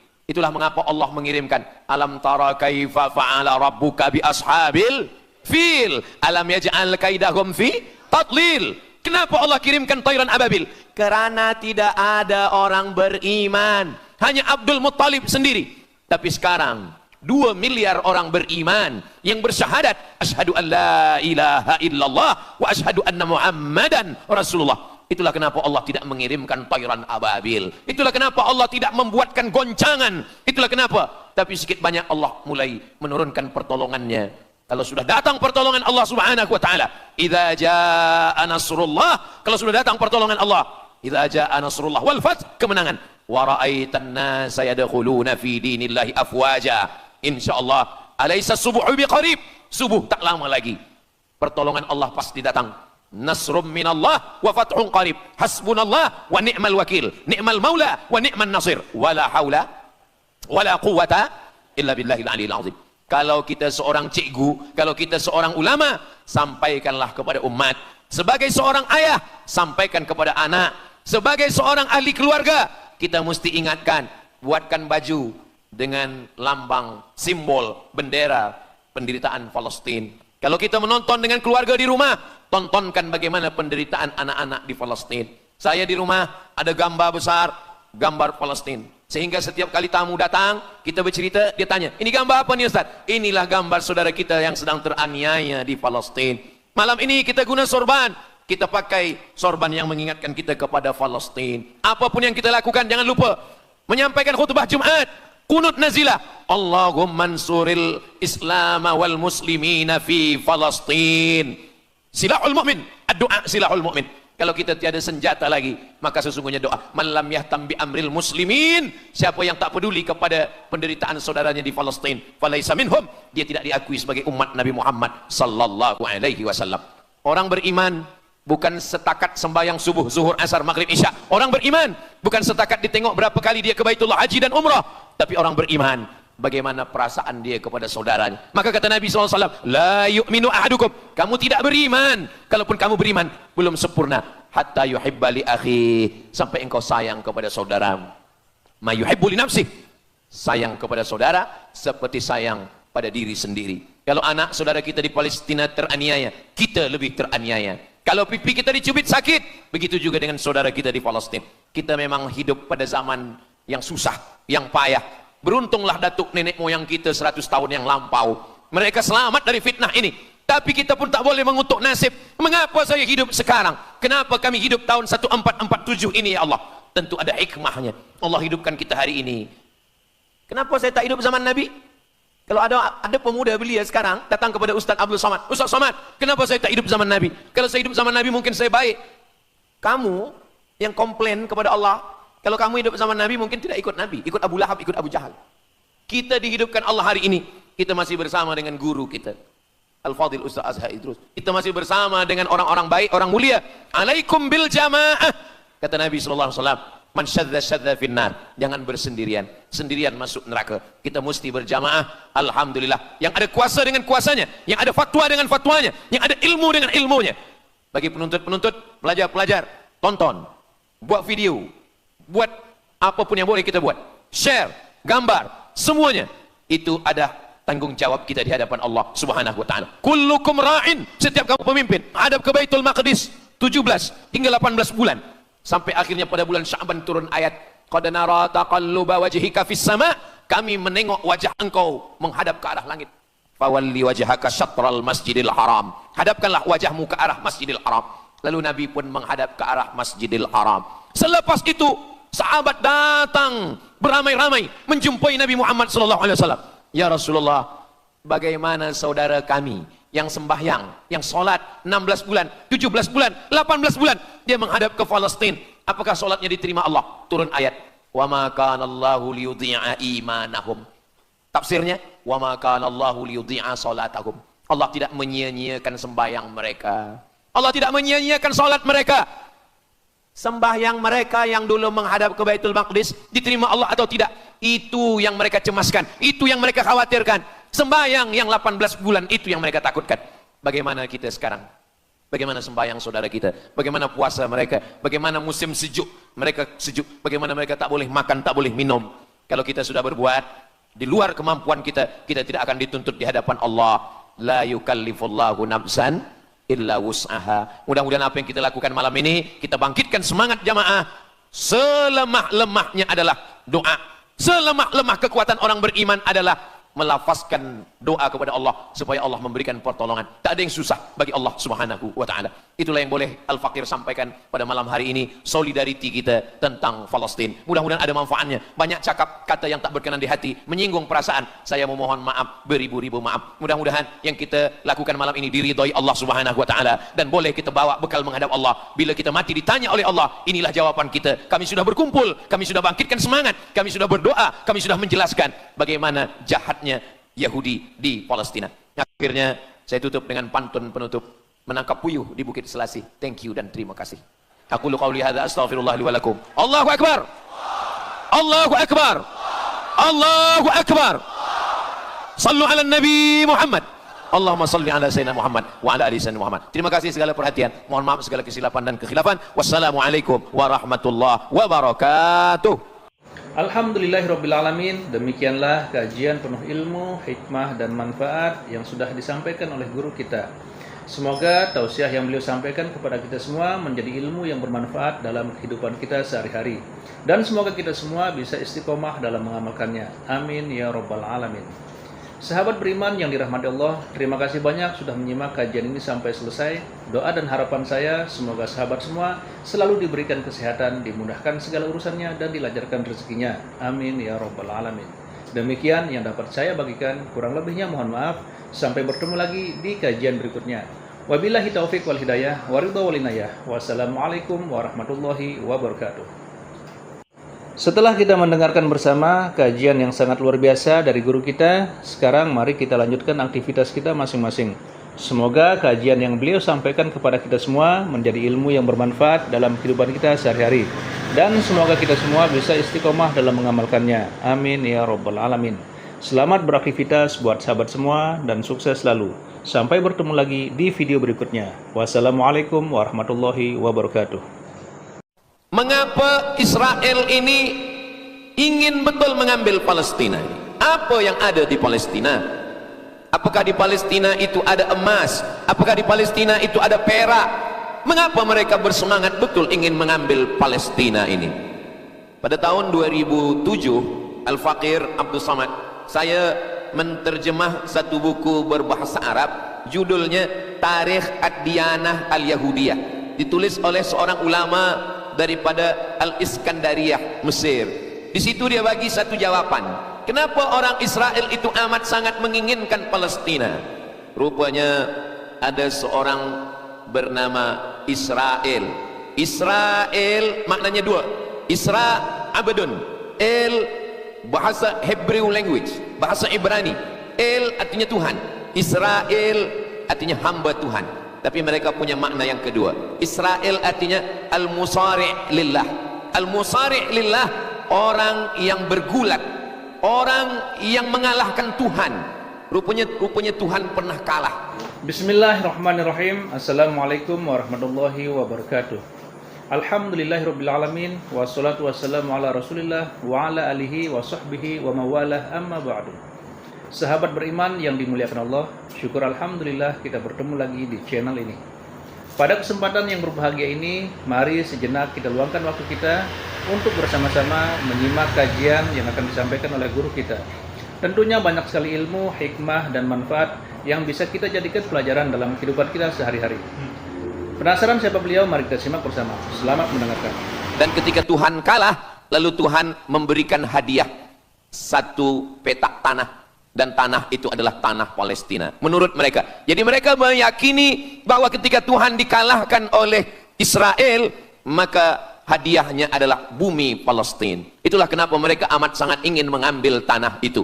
Tapi kita pula, Palestina bagi kita adalah hijrahnya Nabi Muhammad sallallahu alaihi wasallam yang dituliskan dalam Al-Qur'an. A'udzubillahi minasyaitonirrajim. Subhanalladzi asra bi'abdihi lailan minal masjidil haram ilal masjidil aqsa alladzi barakna haulah. Dulu semasa belajar di Al-Azhar ada satu subjek namanya Al-Milal wan Nihal. Al-Milal maknanya aliran-aliran keagamaan, wan Nihal agama-agama. Maka salah satu aliran itu disebut dengan Zion. Zion adalah nama satu bukit yang ada di Palestina. Lalu mereka mengambil nama ini sebagai satu gerakan dunia.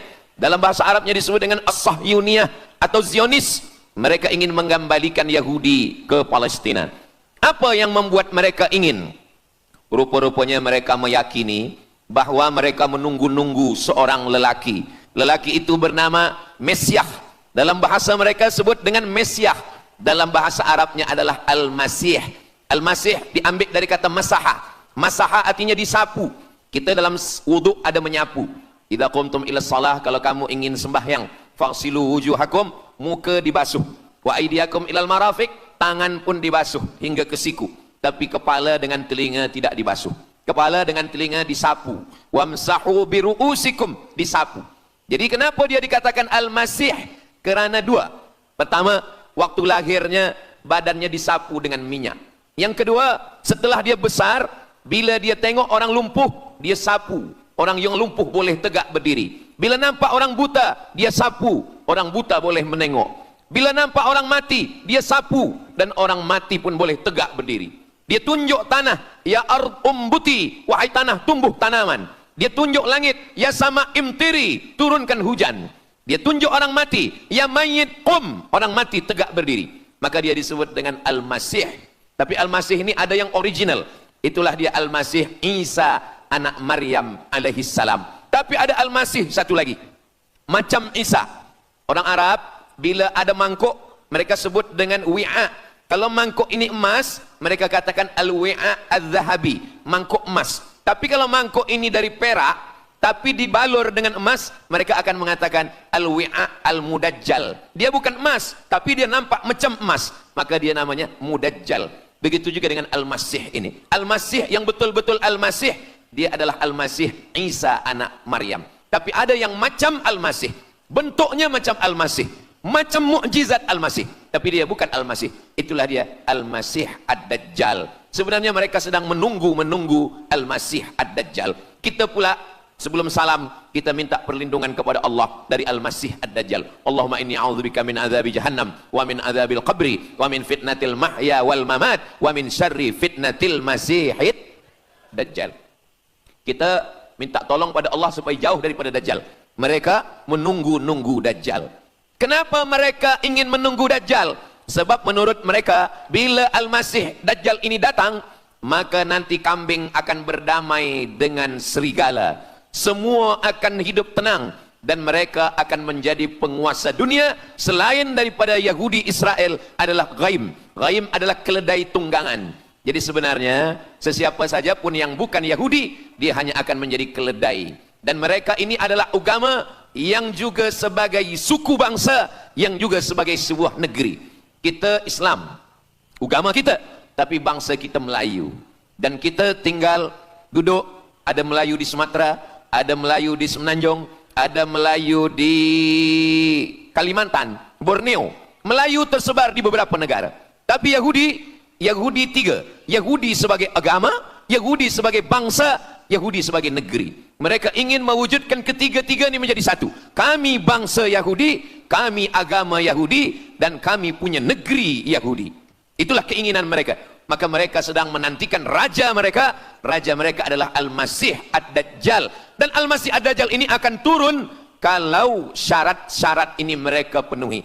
Kata Syekh Fargallah dalam subjek Al-Milal wan Nihal.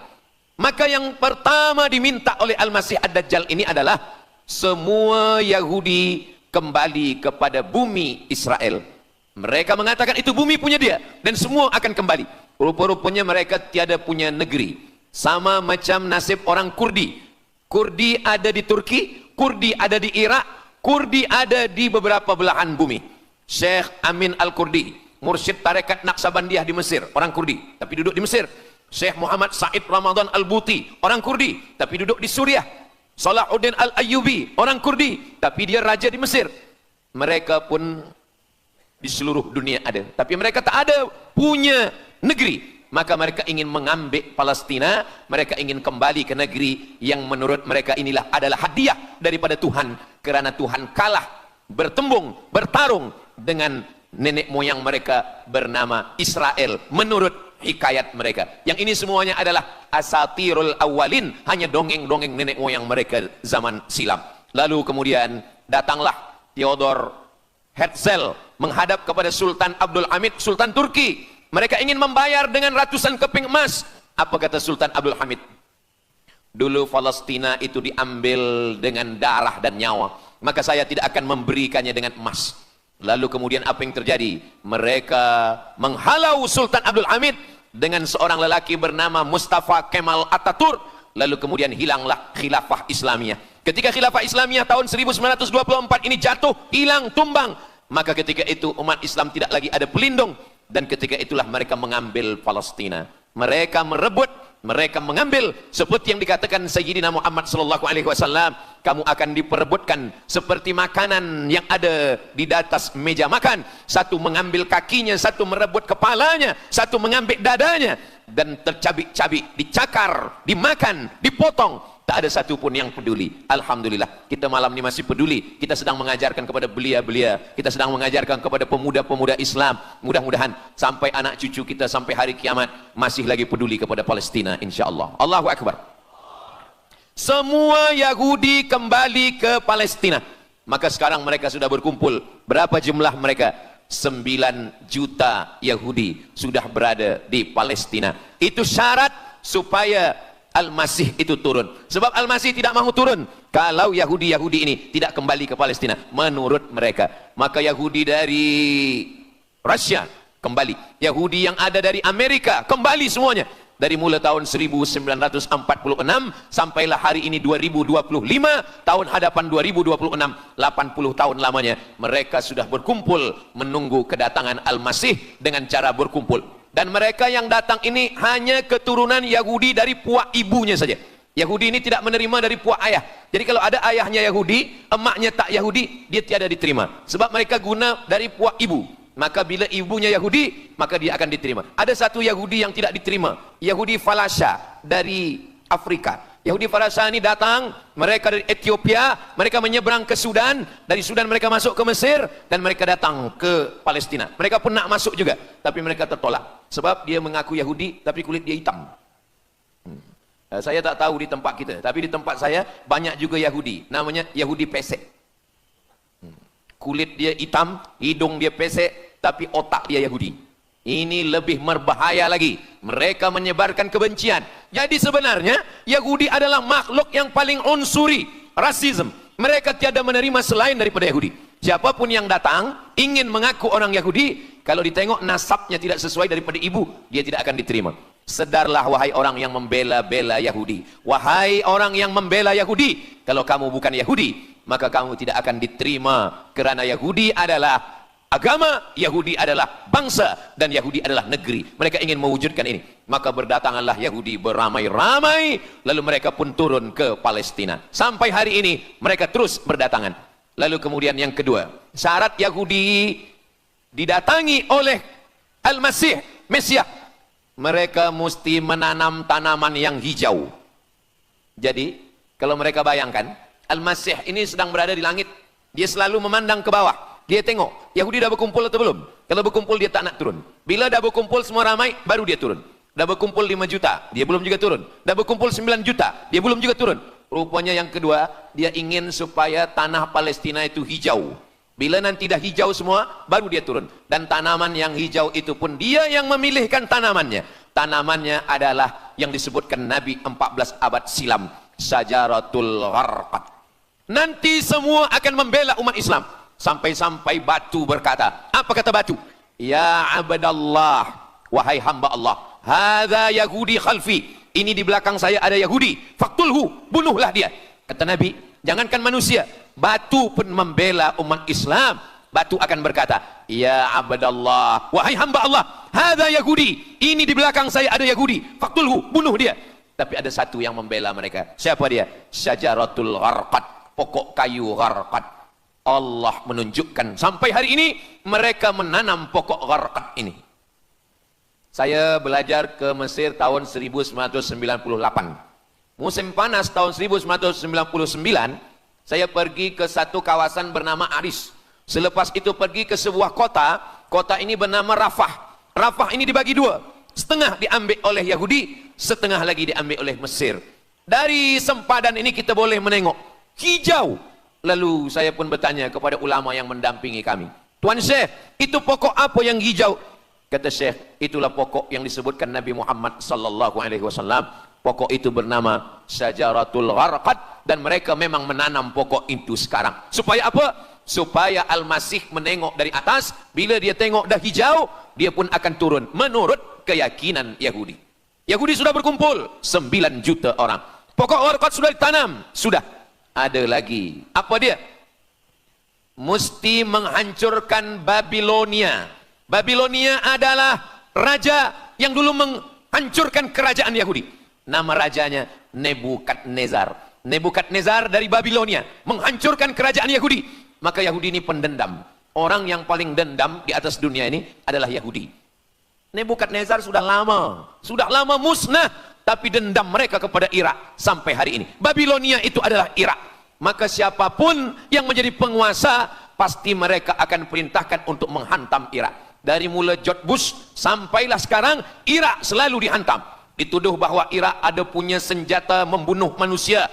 Mereka katakan bahwa Saddam Hussein ini ada memiliki senjata yang boleh menghancurkan peradaban manusia. Akhirnya mereka membunuh Saddam Hussein. Apa yang terjadi? Sampai hari ini Saddam Hussein tiada memiliki apapun untuk menghancurkan umat manusia. Jadi sebenarnya adalah ini agenda daripada Yahudi. Mereka ingin menghancurkan Babilonia, dan Babilonia itu adalah Irak pada zaman modern sekarang ini. Setiap penguasa-penguasa pasti menghancurkan Irak, sebab mereka amat sangat benci dan dendam kesumat kepada Irak. Ada buku judulnya Al-Yahud fi Masr. Fi Misr, orang Yahudi di Mesir. Lalu kemudian seorang jenderal Yahudi bernama Musa Dayan. Musa Dayan buta matanya sebelah. Lalu Musa Dayan ini meminta kepada Presiden Prancis bernama De Gaulle. Lalu De Gaulle pun menelpon Presiden Mesir bernama Anwar Sadat. Bukunya ada, saya simpan di rumah.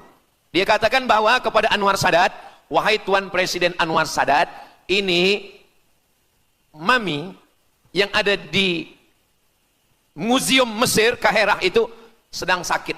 Jadi untuk menyehatkannya mesti dibawa ke Prancis, ke Paris. Lalu disediakanlah pesawat terbang untuk membawa mami ini. Dulu saya pernah dengar tazkirah Ustaz Azhar Idrus, jangan anak panggil mami, sebab mami itu inilah mami Fir'aun. Mami return.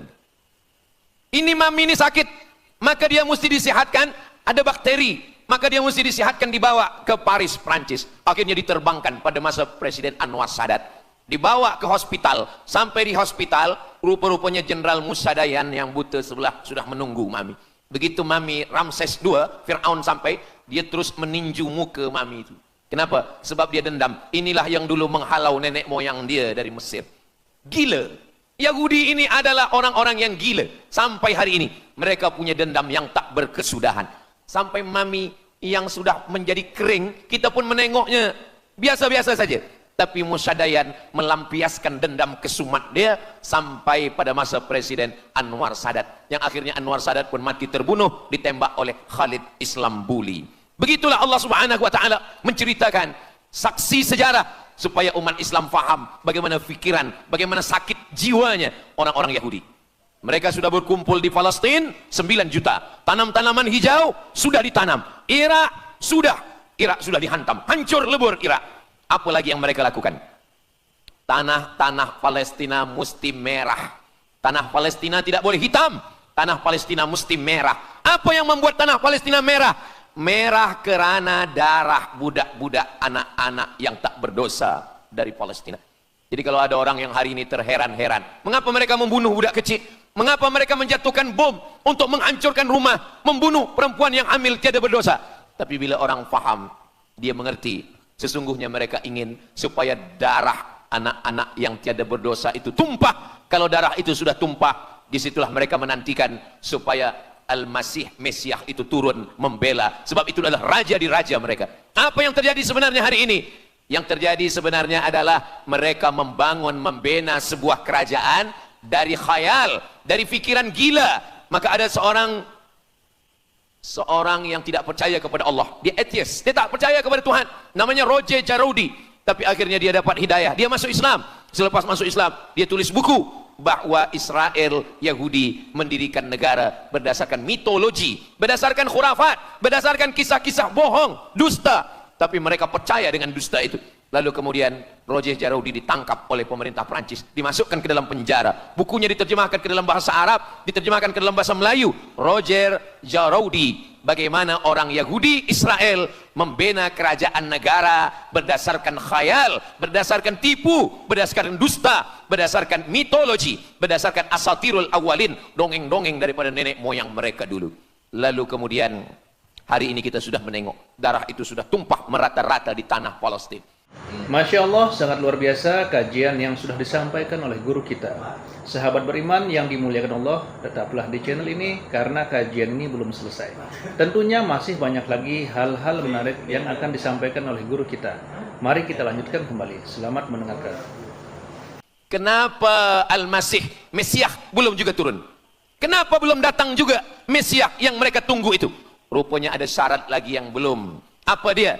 Mereka mesti membina satu yang disebut dengan Haikal Sulaiman, Temple of King Solomon. Mereka meyakini bahwa raja mereka adalah Solomon dan dia ada sebuah kuil yang mereka sebut, mereka tulis bukunya, Temple of King Solomon. Di mana letaknya? Letaknya adalah di atas Al-Masjidil Aqsa. Mereka ingin menghancurkan Al-Masjidil Aqsa, diratakan dengan tanah, nanti mereka akan bina Temple of King Solomon. Selepas itu mereka siapkan satu kerusi singgasana. Selepas itu nanti barulah turun Al-Masih, Mesiah yang dijanjikan menurut mereka. Yang semuanya ini adalah dusta, bohong, tipu daripada Zionis, kerana mereka ingin menguasai dan mereka ingin membuat sebuah negara yang sangat besar, yang negara itu disebut dengan